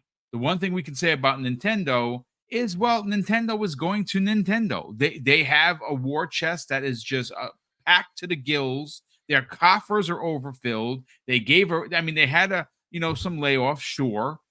They did give their staffers a raise. They're not a part of the conversation. They're always going to be okay. In fact, they're going to be so okay that they're not even going to tell you what their next console is until next year, and they know they're going to be okay. This is one of those situations where Xbox Store is going to be around. It's the brand isn't dying, but this is newsworthy conversation. I'm interested to get your hot take on the potential of more layoffs coming to not only Bethesda through like voluntarily, sending yourself to Hades, but potentially based on the report from Jason Schreier, more layoffs within Xbox Game Studios. Thank you. And then everyone's had great points so far, and a lot of things that I've wanted to say have been said. But No, please, by all I means, did want to, talk about it. no, I just wanted to like go into a little bit of why are these layoffs and these studio closures affecting Xbox gamers more than say like when PlayStation closes down studios. You see the reactions from PlayStation gamers, and it's a lot more mild in comparison. It's a lot less passionate. Um, and some things that Kay Asante and Hargeet talked about was expectations and promises. And these are things that, especially this generation, Xbox has missed expectations, broken promises. Yep. And it just seems that it keeps building up with each new decision that they make, each new direction that they go. So I want y'all to take a walk with me. We're gonna go back. We're gonna go back into the gap, back to the Xbox One era. The Xbox One announcement, everyone knows what happened in. It was basically the I don't want to say the breaking point, but it was a big shift in the Xbox as a brand. We saw coming off the Xbox 360, they tried to push gamers into a direction that gamers were not ready to go. And that caused a lot of backlash, caused a lot of fans to leave the platform. And that caused a lot of the issues that Xbox is still having even today. Phil Spencer joined, or not joined, but he was promoted to head of Xbox. And we saw a lot of the focus start to focus back onto the games, the players, and the things that a gamer wants. We started to see the good guy Xbox started to appear with backwards compatibility, with Game Pass, with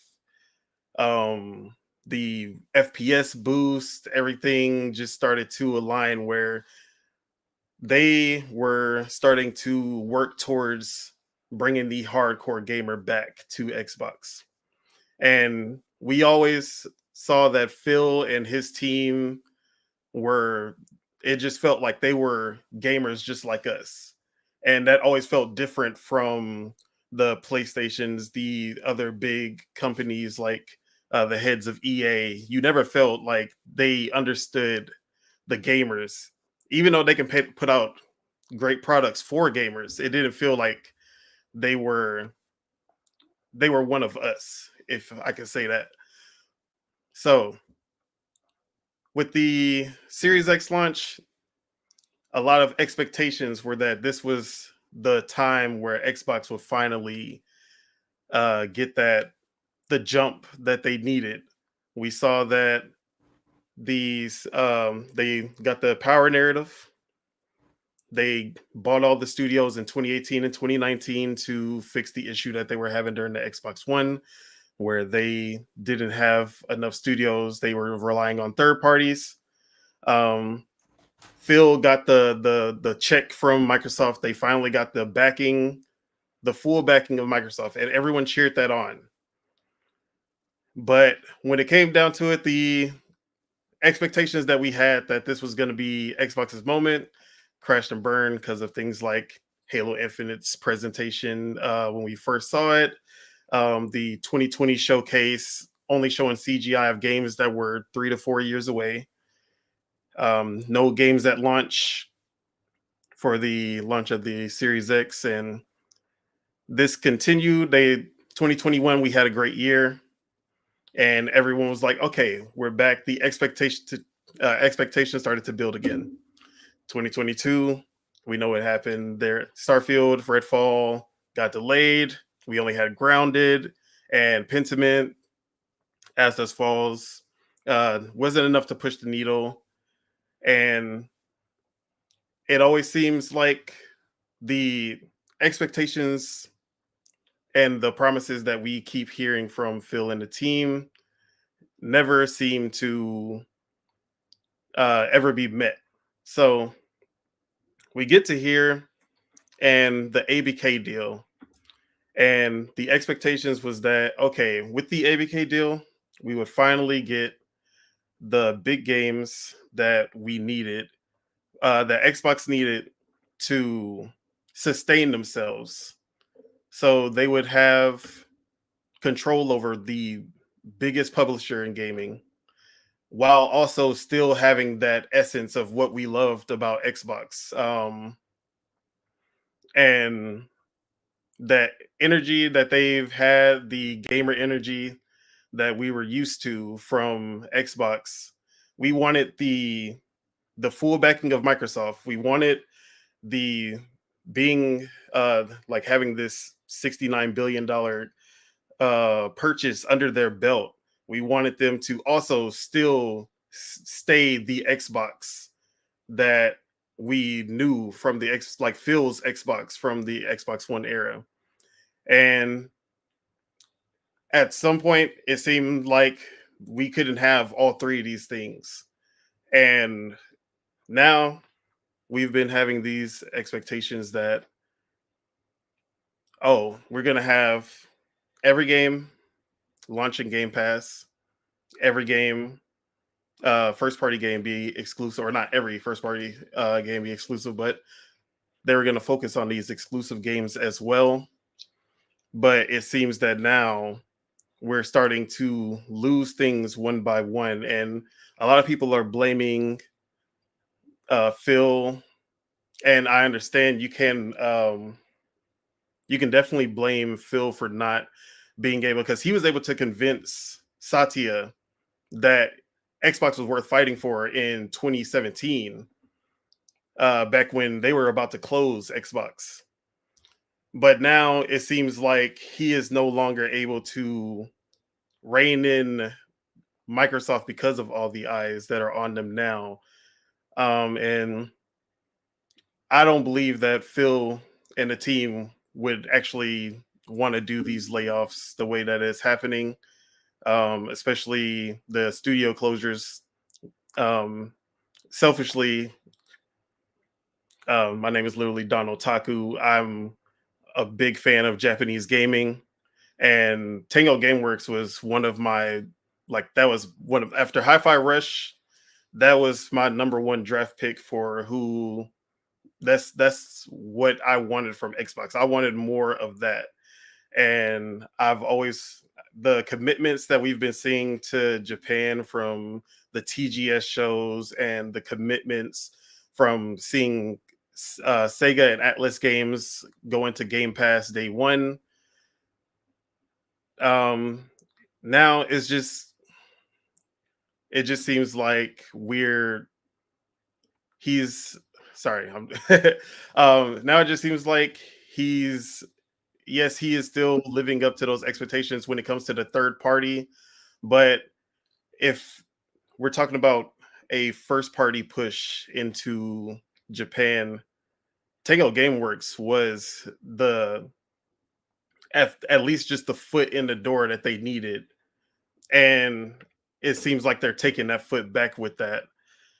Redfall and Arkane Austin, you can say that, yes, they created great games before, and you can say it's understandable that that one could close down because of how much Redfall really took a toll on the reputation.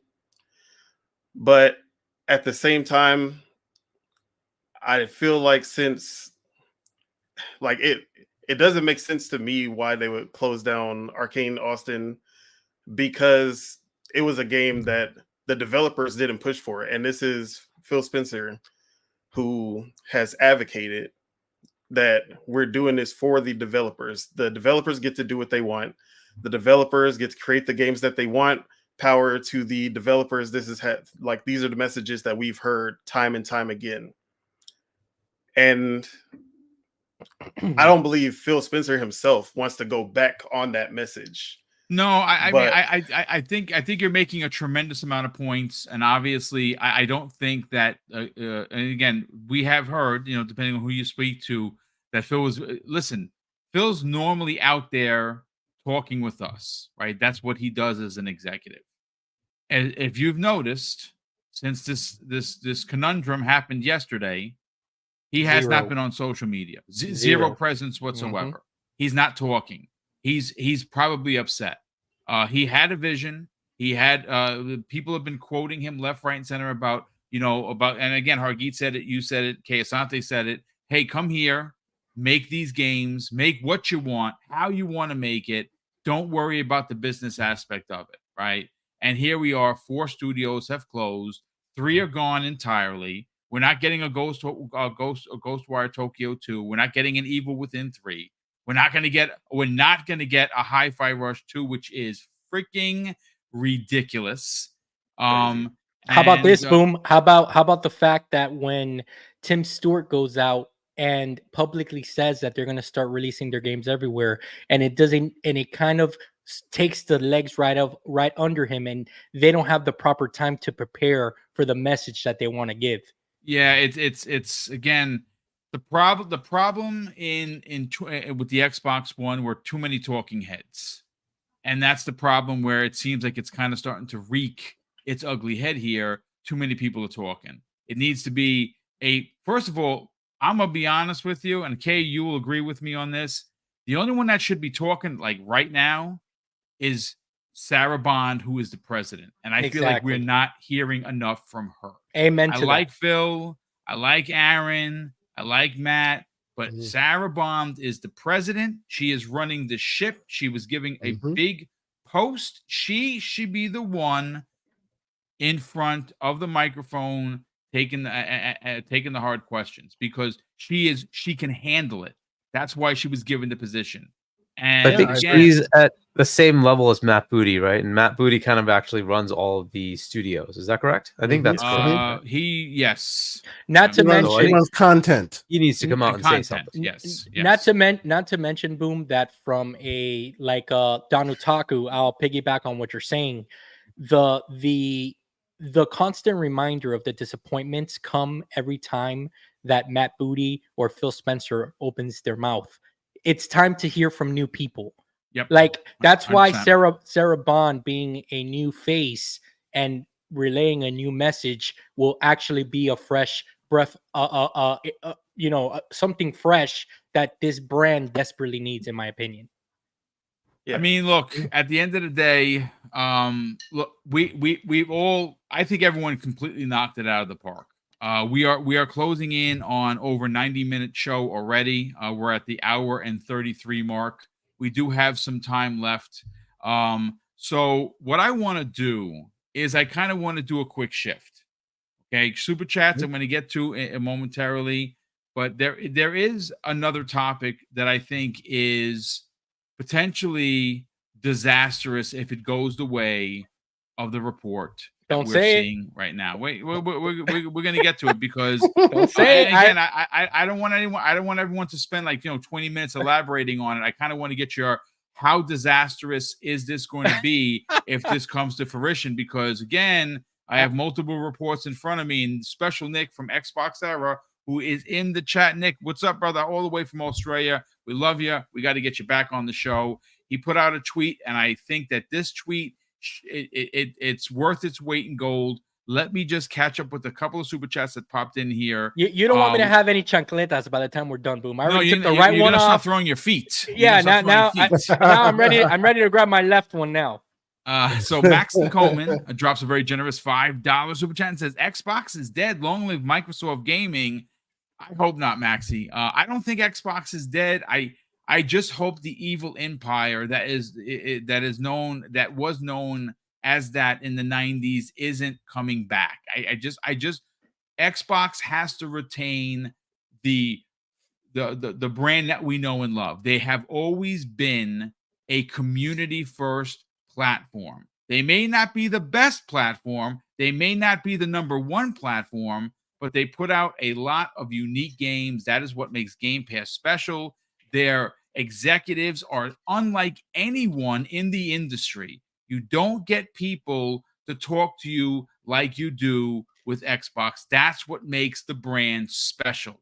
There's a lot of things that they do that other platforms do not do and will not do. I hope it does not turn into Microsoft Gaming. Spartan 661 drops a very generous $10 super chat, and he says this: PlayStation is too poor now that they let Jim Ryan go to have a Sony proper executive to run the show. That hasn't happened with Xbox as of yet. Phil, being a gamer, has advanced the gaming industry 100%. Yeah, it absolutely has. Elemental Hero, the Shadow Link Dragon, drops a very generous. Oh, he's been a channel member for 2 months, brother. Thank you so much for the support. He says, "What was the point of buying ABK? It's not for COD and mobile. It was for other IPs. ABK should have been independent, and Bobby should have been let go for a success." I mean, they got rid of him. They need to get rid of him. That guy's a cancer. Sorry. And I think the other IPs are going to come back. But again, we're going to have to see, right? Highlander 001, who's been a channel member for 22 months. Brother, thank you so much for the support. He says, if Call of Duty is not in Game Pass and they raise the price of Game Pass, you will see people unsub 1,000%. As always, Boom brings the heat when needed. Great show. Thank you so much for the kind words, brother, and thank you for the support. So I'm going to go first to, of course, go back to the beginning where we started. Que Asante. Special Nick says this in a tweet, and it's getting a lot of engagement, and he's 1,000% right in this. He says, can't be stressed enough how much of a mistake it would be long-term not to put Call of Duty on Game Pass. Disastrous on so many levels. Now, what he is talking about, folks, is a report from Tom Warren of The Verge. And I'm reading verbatim from the report that Charlie Intel on Twitter posted earlier this afternoon. New. The Verge is reporting Xbox executives have been debating for months whether or not to put Call of Duty on Xbox Game Pass because of how much revenue will be lost. Also, discussions happening internally about potentially increasing the price of Xbox Game Pass. Look, I'm going to say this right now. If you want, look, I don't advocate for increases on anything. I'm on a pension, folks. My dollars are where they're going to be, and taking care of my household and my family are paramount. But Game Pass allows me to be a part of the conversation, so I don't have to buy the games. If I want to buy them, I can, but I can't. What I do is I use Game Pass to play games I want to play, and I buy games everywhere else. And then occasionally, when a game is not in Game Pass that I like, I buy it. That's just the way it works. I'm going to tell you this right now. They have sold us, Que Asante, that Xbox first-party games go into Xbox Game Pass day and date. Call of Duty is a first-party game. If they take that away, they are basically just going to collapse the whole thing. I'm telling you right now, people are going to abandon Xbox Game Pass in droves because that is the lie that people will immediately equate. And listen, like I said, I know business, and I know that when Call of Duty goes into Game Pass, people are going to subscribe. You do not put it in Game Pass, people are going to leave in droves. Let's get your hot take on it. So this is where I think Hargeet was like, he's advocating that it not go in Game Pass. So the thing that's weird about this is, right, for the longest time, Microsoft has been, well, Phil and team have been saying that their mark of success is different than what everybody thinks it is, right? Oh, it's cannibalizing sales. No, it doesn't. What was it? Hi-Fi Rush didn't do well. Yes, it did, because the metric of success is different, right? Clearly, there is some mushy middle there, right? It is taking away from certain sales, right? It definitely is. Stop lying about it. Stop trying to, I wouldn't even say they're lying about it necessarily. Stop trying to sugarcoat it, right? Yeah, that's the Now, word. you can say, hey, we're taking, because remember, this is a $1 trillion company. They do loss leaders all the time, right? Your Series S and Series X in your living room did not cost $500 to make. It didn't cost $300 to make. That's how much they sold it to you for. But at the end of the day, they took a loss on that in order to get you into the ecosystem. They do loss leaders all the time. So when you say it's going to Game Pass day one, that's a loss leader, because any person that will end up playing in your ecosystem will be $70 or so that you won't get. But the hope is obviously they stick with it, microtransactions, pay pigs, the whole thing, right? I get that, right? But if we live in a world, because clearly we've established by all the news here, right, that at the end of the day, what used to be true, the shield that used to protect them is no longer there, or that shield has a whole bunch of holes and cracks in it, right? So if putting this game into Game Pass is what's going to bring the shield down and going to like lead to more of these, then I do think that there should be some moving and shaking there. Now, you don't not put it in Game Pass because you made that promise. Full-throated, if you will. Pause. Mm-hmm. You did that multiple times. So you can't just be like, well, can't do that, right? But what have we seen? We have seen Amazon Prime now have ads in it. The one that used to just come with your subscription. Now it has ads in it. You want the one that doesn't come with ads, you got to pay for a higher tier. We've seen Netflix add how many various versions. And oh, by the way, a fun fact with the Netflix thing, in the lower tier that adds ads, guess who the engine is serving them ads? Microsoft. Yeah. So in a world where you need Call of Duty to be in Game Pass, create a different tier, or make the ultimate tier the one that gets it, and create lower tiers that maybe get it 6 months from now, or maybe play with it a little bit. But there has to be a version that comes with Game Pass, because if there isn't, oh boy, the pitchforks are right off frame. They show up, and you will get all that smoke, and it'll be well deserved. Play with it. We get that the world we live in today is not where we lived in that rosy Pollyanna world where the metric of success was different. We get that it means money, right? But ask John Wolf, the pay pig among us. He will continue to buy your microtransactions if it's on Game Pass. Damn right. Right? Well, he's a Call of Duty guy. Yes, absolutely. And if it means the $18 turns to $20, he'll go, but he'll still goddamn pay for it. That's what will happen. So don't say we're not going to do it at all. Make it, play with the numbers. Make it a different tier. Make a lesser tier that people can be just as affordable, that maybe comes a little later. Do that. But the idea that it's not in Game Pass at all, oh yeah, that'd be the kiss of death. I agree. Yeah, I agree. Great point. Hargi, let's get your hot take on this. You said you think that it shouldn't be. Why? Don't do it, Hargi. So here's the thing. All right. So Call of Duty is a massive game that, like GTA, it doesn't need freaking Game Pass. It just doesn't. Game Pass is a good vehicle for games that need exposure.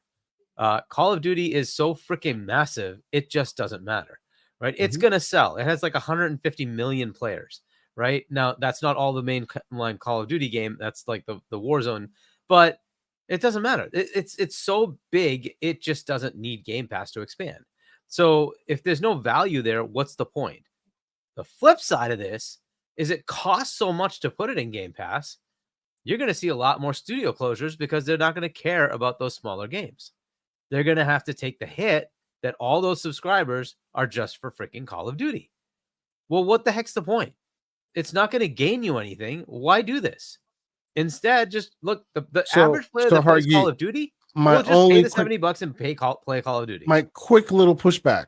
Everything you're saying right now is completely valid and was valid before they bought it, and still they made that promise. So what changed the equation? Oh, like all the promises they just made that they broke?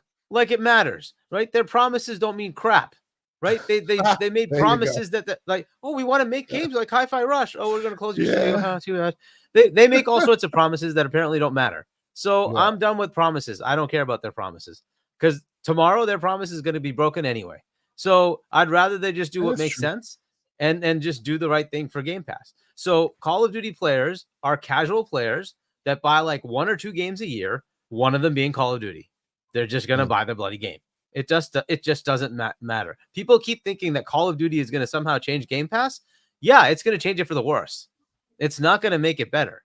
Call of Duty in no way needs Game Pass, and it's not going to increase subscriptions. I know Call of Duty players that do not give a crap about what's in Game Pass. They don't care. They just want their stupid game. Call of Duty. That's it.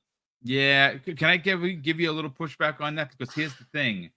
Call of Duty here in New Rochelle, New York, where Mrs. Boom and I live. If I go to my local GameStop, it's $67.43. Right? Yep. I'm sorry, $76.43 after tax. Yep. Almost $80. Casual gamer A is going to go to that GameStop and race to go buy this game. And when they get home, they're going to get some transactions. Yep. Here's the thing. Personally, if you want to increase people buying your console, casuals will buy a Series S. Right? If it's $200 on Black Friday, they will buy it.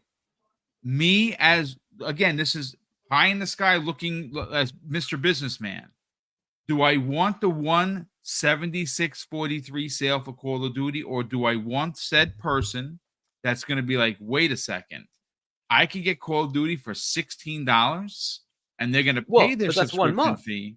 Yeah, but that's 1 month, but they're going to continue to play it. And while they're there, they are going to find other things. And why are they going to find other things? Because games. But that's not true. Because can I just say this real fast? And boom, I'm sorry to interrupt you. Yeah, Hargi, I get what you're saying. And again, in light of everything that's happening, I get where you're coming from with your sentiment. But the problem is this.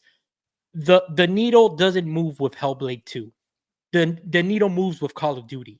And if they want their subscriptions for Game Pass to grow and for Game Pass to be solidified as a true service where the biggest game of the year is inside, they need to figure it out. Because that was the whole spiel about having Call of Duty in your service and how that was the difference maker. And that John, Sony. Let me ask you this. If you're only playing Call of Duty, right? What is the value to you to pay 17 times 12, right? I'm going to tell you what it is. I'm going to tell you what it is. For it than just buying the game, right? I'm going to tell you what it is. What's the value? As a console gamer, this is the value. The Game Pass service gets you the game. It gets you the online play. That frees up my wallet. So guess what? I can buy more microtransactions for the game. So no, it's still more expensive. Yeah, but just buying the online and the game. No, you're not wrong. But here's the thing and I get what you mean, and you're right from a dollars and cents point of view. But still, the entry level, the barrier, it's right there. So I'll give you a quick example. Call of Duty Mobile just recently launched, right? Warzone. I didn't pay nothing for the game, so guess what? Warzone's free to play, isn't it? It is, but the one for the Warzone for the mobile, okay? Seeing how it's free, how many people have already bought microtransactions? Oh, tons. And I've spent already like $60. I'm not gonna lie to you. And the thing, you're still missing the point where you still have to pay more if you use Game Pass than just buy the game and pay for online. That's understandable, but the thing is that, and I think that's where Boom is going with this.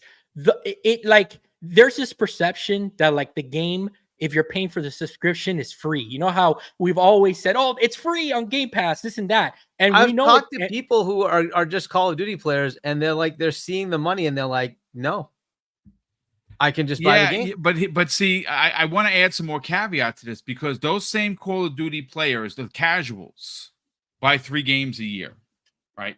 That's a fact.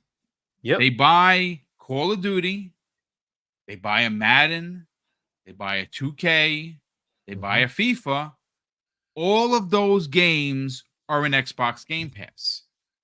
All of them. If they play all 3.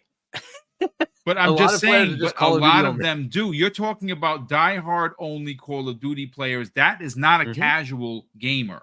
A casual gamer plays a new WWE game and plays a new GTA and a new fighting game. Pick your flavor.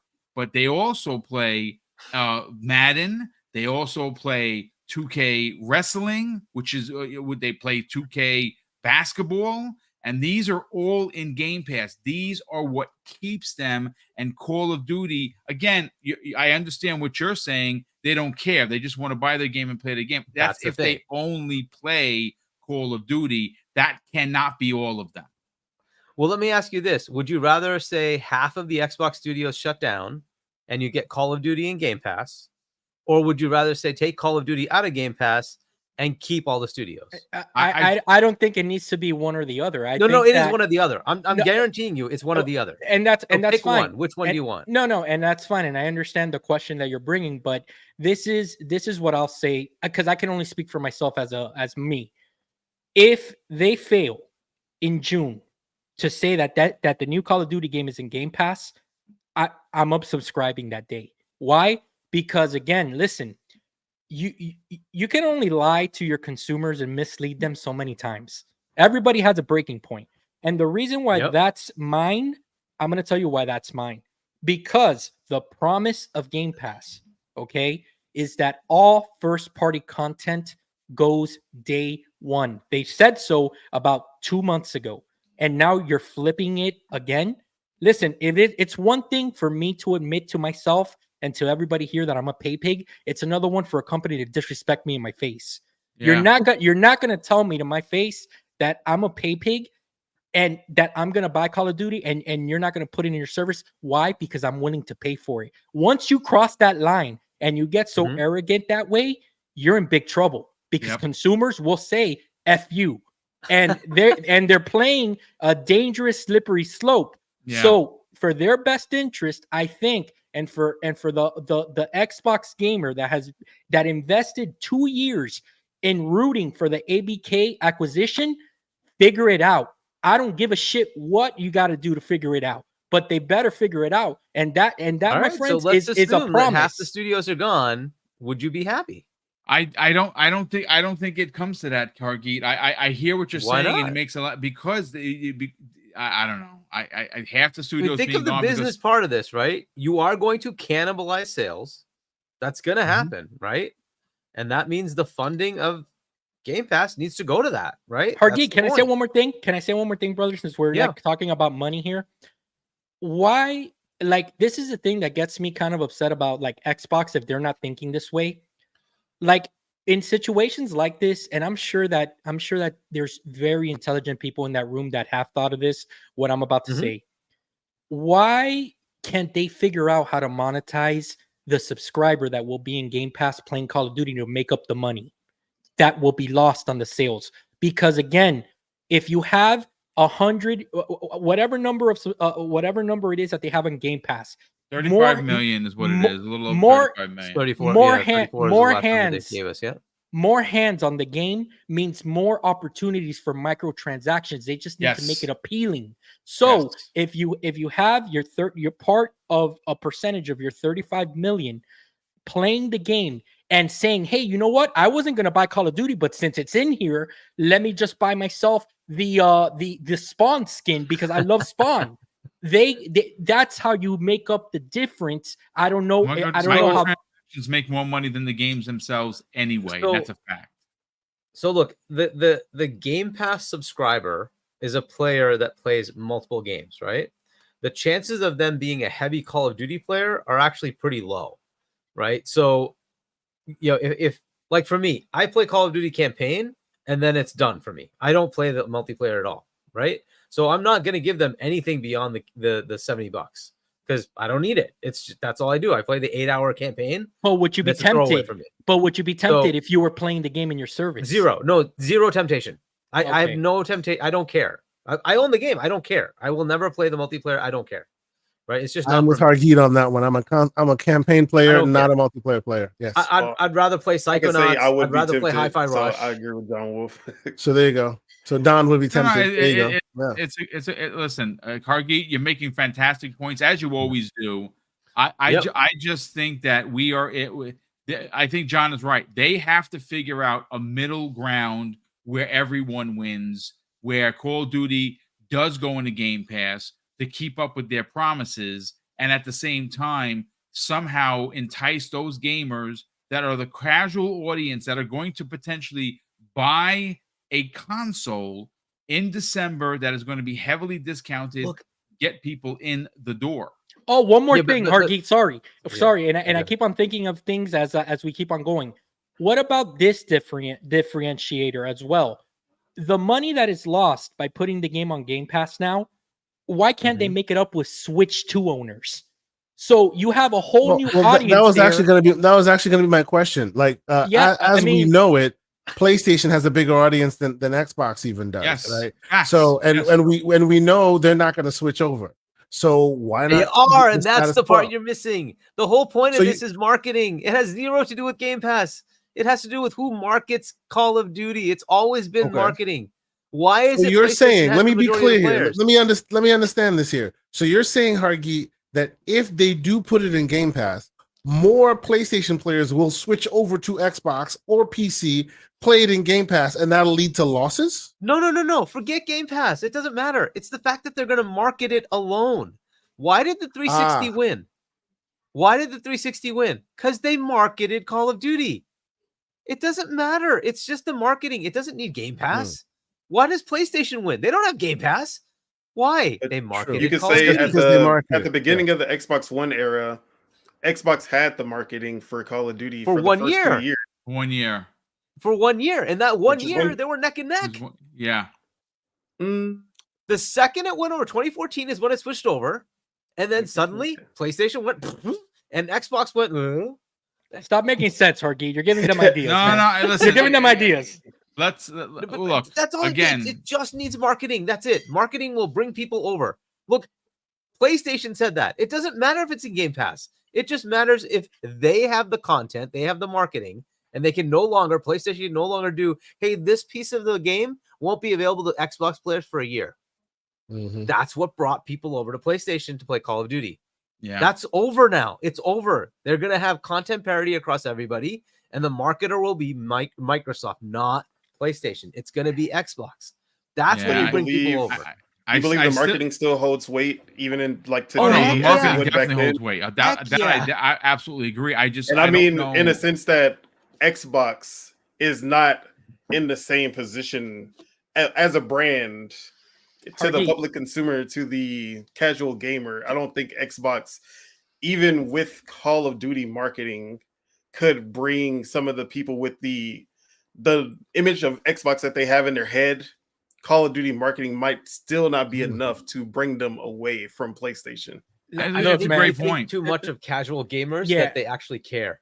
Look, This this is care about any of this stuff. this is the thing, and I know that the money people don't care. They don't give a shit about this, but think of the optics, how it looks to tell your consumer, we put everything on Game Pass except for Call of Duty because it's the biggest game and you're gonna pay for it.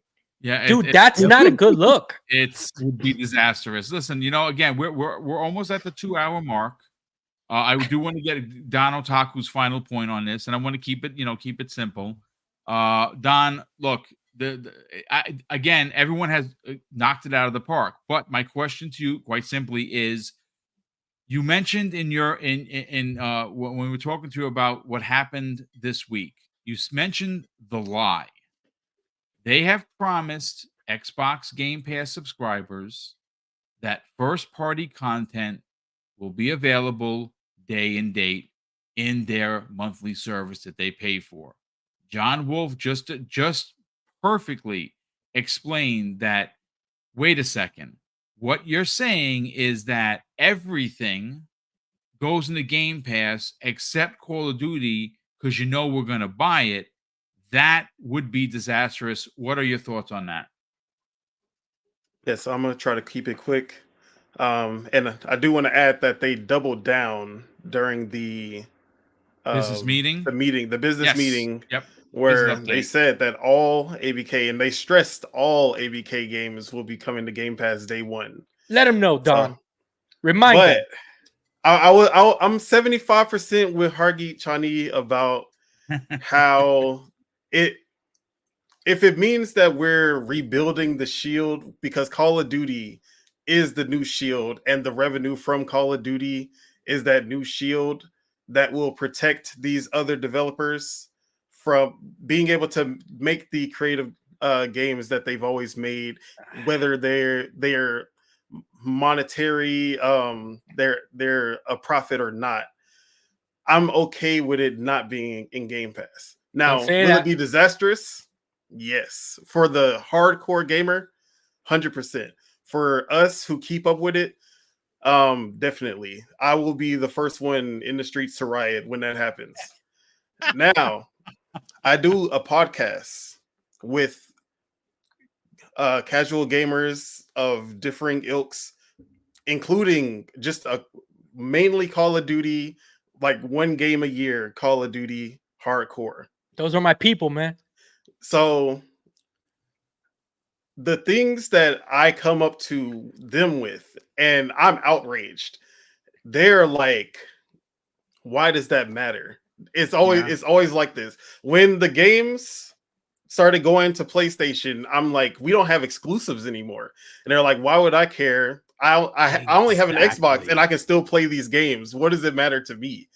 And this always happens when I'm doing the podcast with them, and that's why I love like bringing these tidbits to them. So when it comes to Call of Duty, my my hardcore Call of Duty panel member, he's gonna buy Call of Duty. He's not subscribing. I told him Call of Duty is gonna be in Game Pass. You don't have to buy Call of Duty anymore. You just subscribe to Game Pass. You're gonna have it, and it's like you're good. And he's like, yeah, nah, I'm just gonna buy it. I like owning my Call of Duty because it's the only game that I play. And he said he would rather just have that one game than I'm like, but look, you have all of these games that you can play now with Call of Duty. You don't even have to buy them. Like you get to try them out. He's like, nah, I'm but good. it's not Call of Duty. That's right. Yep. So that's why I agree with Hargeet Chani. But I also am not going to speak in absolutes and say that every one of these gamers are like that. And I think that Kay Asante's point of having new tiers, maybe don't raise the price of Game Pass for what we currently have with Game Pass Ultimate. Maybe you need the Game Pass Ultimate plus Call of Duty or plus ABK with Game Pass perks included, where the exclusive perks at that bring some of those Call of Duty people who would buy the game. Maybe there's something that can incentivize them to subscribe to Game like Pass. A $20 instead. tier, you're saying? Yes. Something we're at $18 a month tier. now. I would probably say 25 at this point if they're gonna Cut this man's mic off. You're giving him too many ideas today, and Satya wants to hear all of these ideas. Cut him off. No, with that 25, I'm just looking at reality, right? So yeah, with that $25 here, maybe we do some Game Pass perks monthly. That kind of like how they do Phantasy Star Online 2 and Vigor and some other live service games where they're getting some monthly content that they can add, like that you can use in game. Maybe you get some, like, I don't even know what COD points. They can't. Well, technically, they can't do that because they promised the FTC that they wouldn't do anything to give them a competitive advantage with Call of Duty. So, did. I get where you're going with this, brother, and I respect it. And Hargeet, put the damn game in Game Pass like you promised. I don't think it's that hard. But go ahead, Yeah. continue. No, But it's yeah, that's basically what my point is. I understand everyone's like, as being selfish. The only way I'm playing Call of Duty is if it's in Game Pass. I'm not gonna touch, like, I want to play Call of Duty. I just What don't if it think came in it's 6 months later? $70 worth. Would you be okay? 6 months later, like, that's selfishly still, no, but no. Yeah, it's a I good agree. compromise, just because at the end of the day, those Call of Duties, they're still updated up to that point. They're still getting content. There's still new seasons. And then if you do like a 6-month period where, oh, we're gonna incentivize, like, boom, this is the Game Pass edition where we got all of this stuff. We're bringing back these seasons for, like, anything that you missed. You can get it still. If they somehow incentivize it that way, I can see it working, where they can still get the brunt of their revenue at launch for the people who can't hold out, and then for the people like me who will be holding out for the Game Pass launch, they also have incentive to still play the game as well. Yeah, So I mean, that's I mean, all. Call I'm of Duty is on all the time, right? So people play all the time. So yes, yeah. even if it came yeah. in like 3, 4, 5, 6 months later, it's still going to be very relevant. It's a So, year later boom. it becomes a problem. I'll just quickly say, and I'll let you go. I should have warned y'all. This is John Wolf's red line. We've had these conversations with the DM. I've He will heard. bleed on this stone. Yes, Oh my yes, God, he will he's bleed dying on that this hill. stone. And you know what? I respect him for it. Look, I'm backing off. They At better the put end- the game in, or I'm done. I mean, I'm John, so I'm unsubscribing. looking at like, what can Phil do to go up to Satya and Amy and say, please let me continue to run my freaking system, division the way I want to. And if he said, okay, I won't put Call of Duty in Game Pass day and date, and you will get the revenue that you were expecting, and we'll put it in like 5, 6 months later. Hargeet, and I don't mean to extend this, Boom, because I know you're trying to just Sorry. get us out of here. No, that's all right. It's fine. But this is the last thing I'll say. Okay, so you're telling me that 2 years ago, when they decided to buy ABK and they were talking and tooting that they were going to put it into Game Pass, it wasn't a problem, but today it's a problem. Like, dude, like, come on. Like, up to a certain extent, like, look, I get the business case for it, Hargeet. I understand where you're coming from. Everything you're saying, I think it's well thought of, and I'm sure they've thought of everything exactly that you're saying. But at the end of the day, guys, we're the consumer, and they promised it. That's it. It ends there. Yeah. If anything short of that is a failure. So put it in the service like you promised, because if you don't, I strongly believe you're going to have unsatisfied customers, and that's not a good thing. And right now, here's another thing. Right now, they need all the W's they can get. Yep. They don't need more L's. This is an easy W. People are expecting to go and watch this June showcase and then stay behind for the Call of Duty news. And they're going to show us a new trailer. And there's going to be that flash of Game Pass day one, and people are going to lose their shit. It's likely going to happen, but it's likely going to happen. But again, look, at the end of the day, business people are going to business, right? That's just what they do. Let me catch up on these last couple of channel member chats as well as the super chats, and we'll get everyone out of here. We have Omerta War, who's been a channel member for 8 months. He goes on to say this: the suits seem to have taken control. Brother, you are correct in saying so, and thank you so much for the ridiculous support. We super appreciate it. Ann Young drops a very generous $5 super chat and says, if Call of Duty doesn't go into Game Pass, we'll know that the new metric is sales. If it does, it's not about it's still about driving Game Pass subs. That is when we'll know what the strategy is. Indeed. Gamer by Choice drops a very generous $5 super chat and says, I don't think Hargeet is wrong. Business people are in charge now, and they are making non-fandom related moves. We just hope that Xbox we love survives. Great point. JD Gamer drops several super chats. The first one of $5 says, let's talk psychology. It only takes one major or 3 minor games to make a person switch consoles, i.e., if GTA 6 is marketed by Xbox, continued. And Xbox If it has exclusive content, it's over for PS or 7 minor exclusive games that PlayStation fans want that will make them switch. So pick your poison. LeBurn98 drops a very generous $5 super chat and says, if Call of Duty players just buy Call of Duty instead of subscribing to Game Pass, why does it matter if it's also in Game Pass? I don't understand the logic. And I think, I think people would still buy the game. And I think people are going to buy the game on Switch, and people are going to buy the game on PC, and people are going to buy the game on PlayStation, mostly because that is where the audience is. I don't see a seismic shift. Will it potentially happen the next year? Maybe. This year, I don't think so. JD Gamer drops a very generous additional $5 super chat and says, my point in all of this is to say, why did I see hundreds of podcasts and articles about Microsoft closing studios and barely a peep about Sony, Take-Two, Embracer, nothing? Yeah, I mean that's a conversation that we're probably going to have maybe on Friday, because again, it's not just Microsoft that closed studios. All of those have closed studios. All of those have laid off people.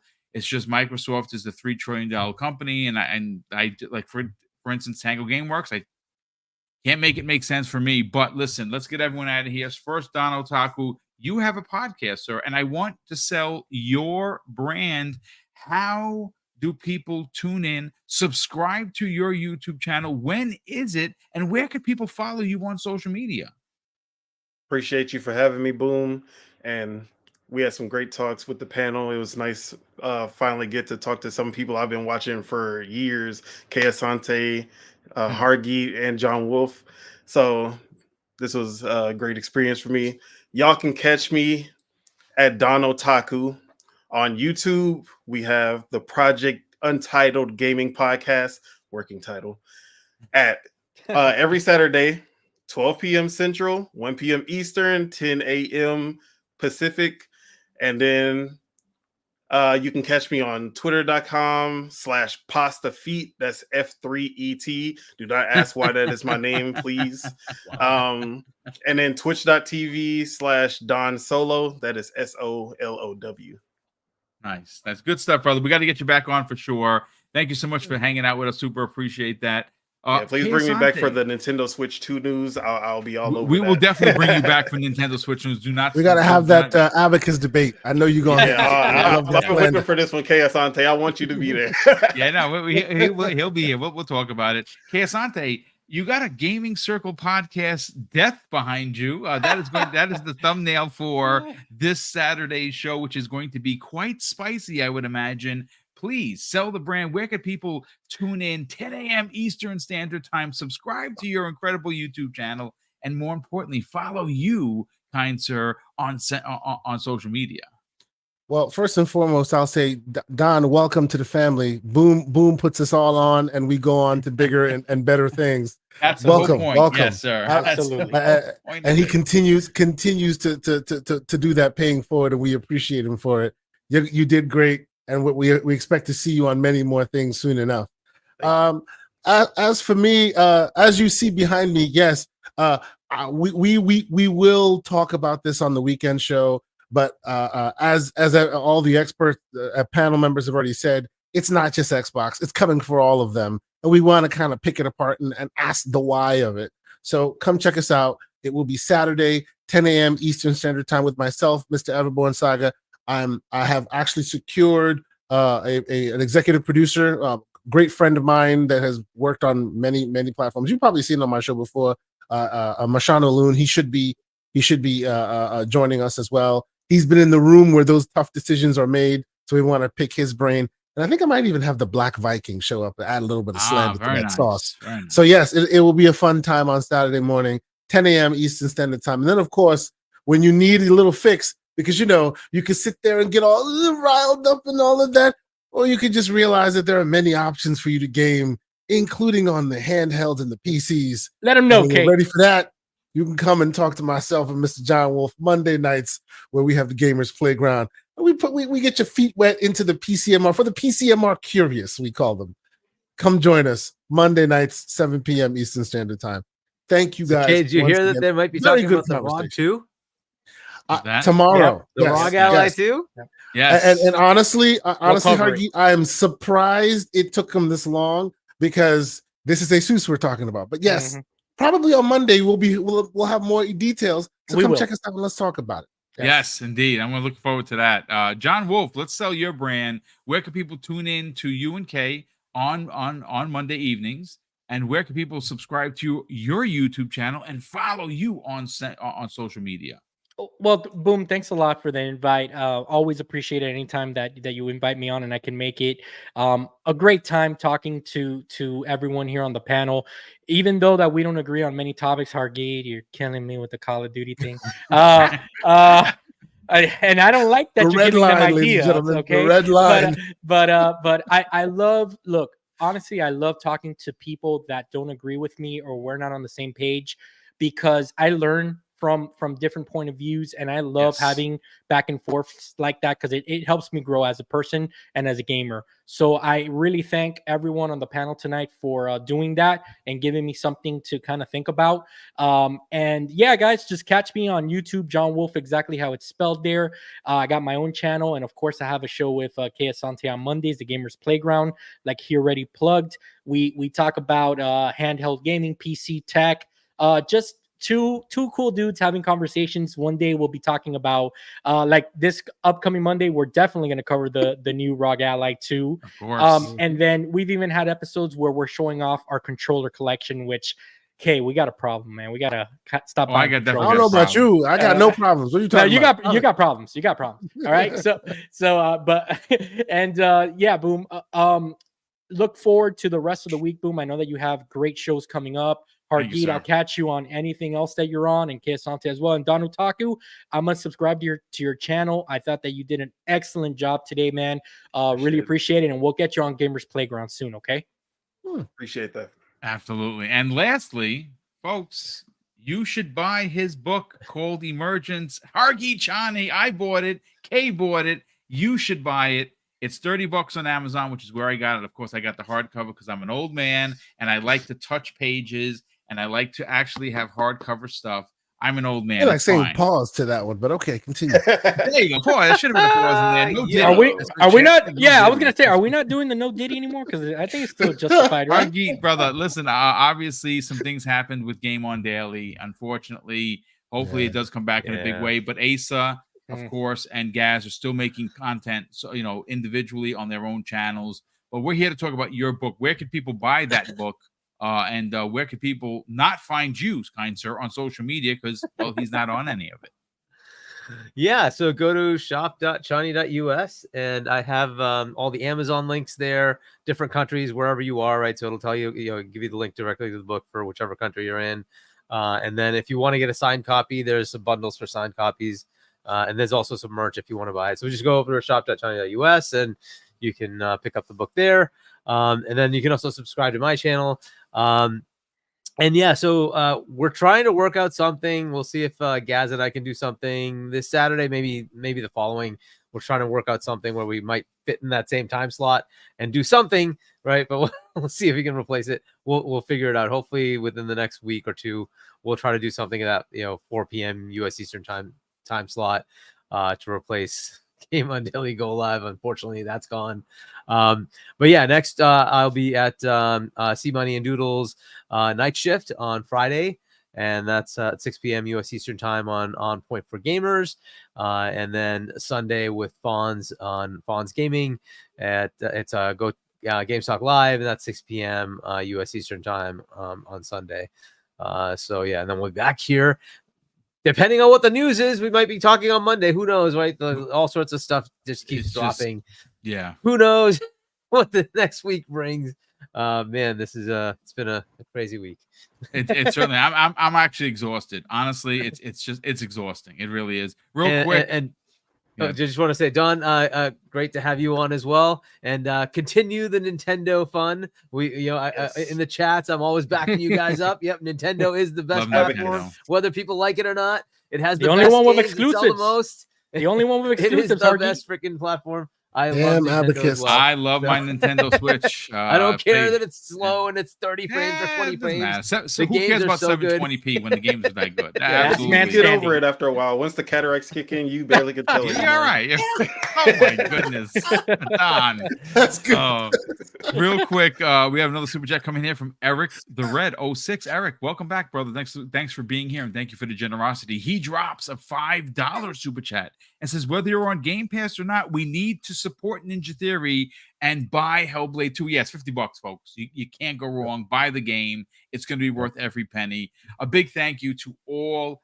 We missed 1,300 live viewers by a pinch, folks. Oh, wow. By a pinch. Wow. Thank you so Excellent. much for everyone tuning in. That is just crazy numbers for a small channel. Please, if you're here still and you're finding the channel for the first time, please consider subscribing. We'd greatly appreciate it as we are on the hunt for 15K.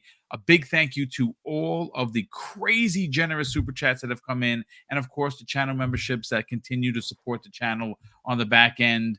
We are incredibly grateful and humbled by the support. And of course, I'm going to close out today's show with something that's incredibly important to me. Hopefully one day it'll be important to you. And that's something that my dad taught us when we were kids. He said, Craig, treat others how you want to be treated. And also, it doesn't cost anything to be nice. You live by those rules, son. I can guarantee you're going to have an awesome day. So take care, everyone. We'll see you next week on the newest episode of Primetime Gaming with Mr. Boomstick and Friends.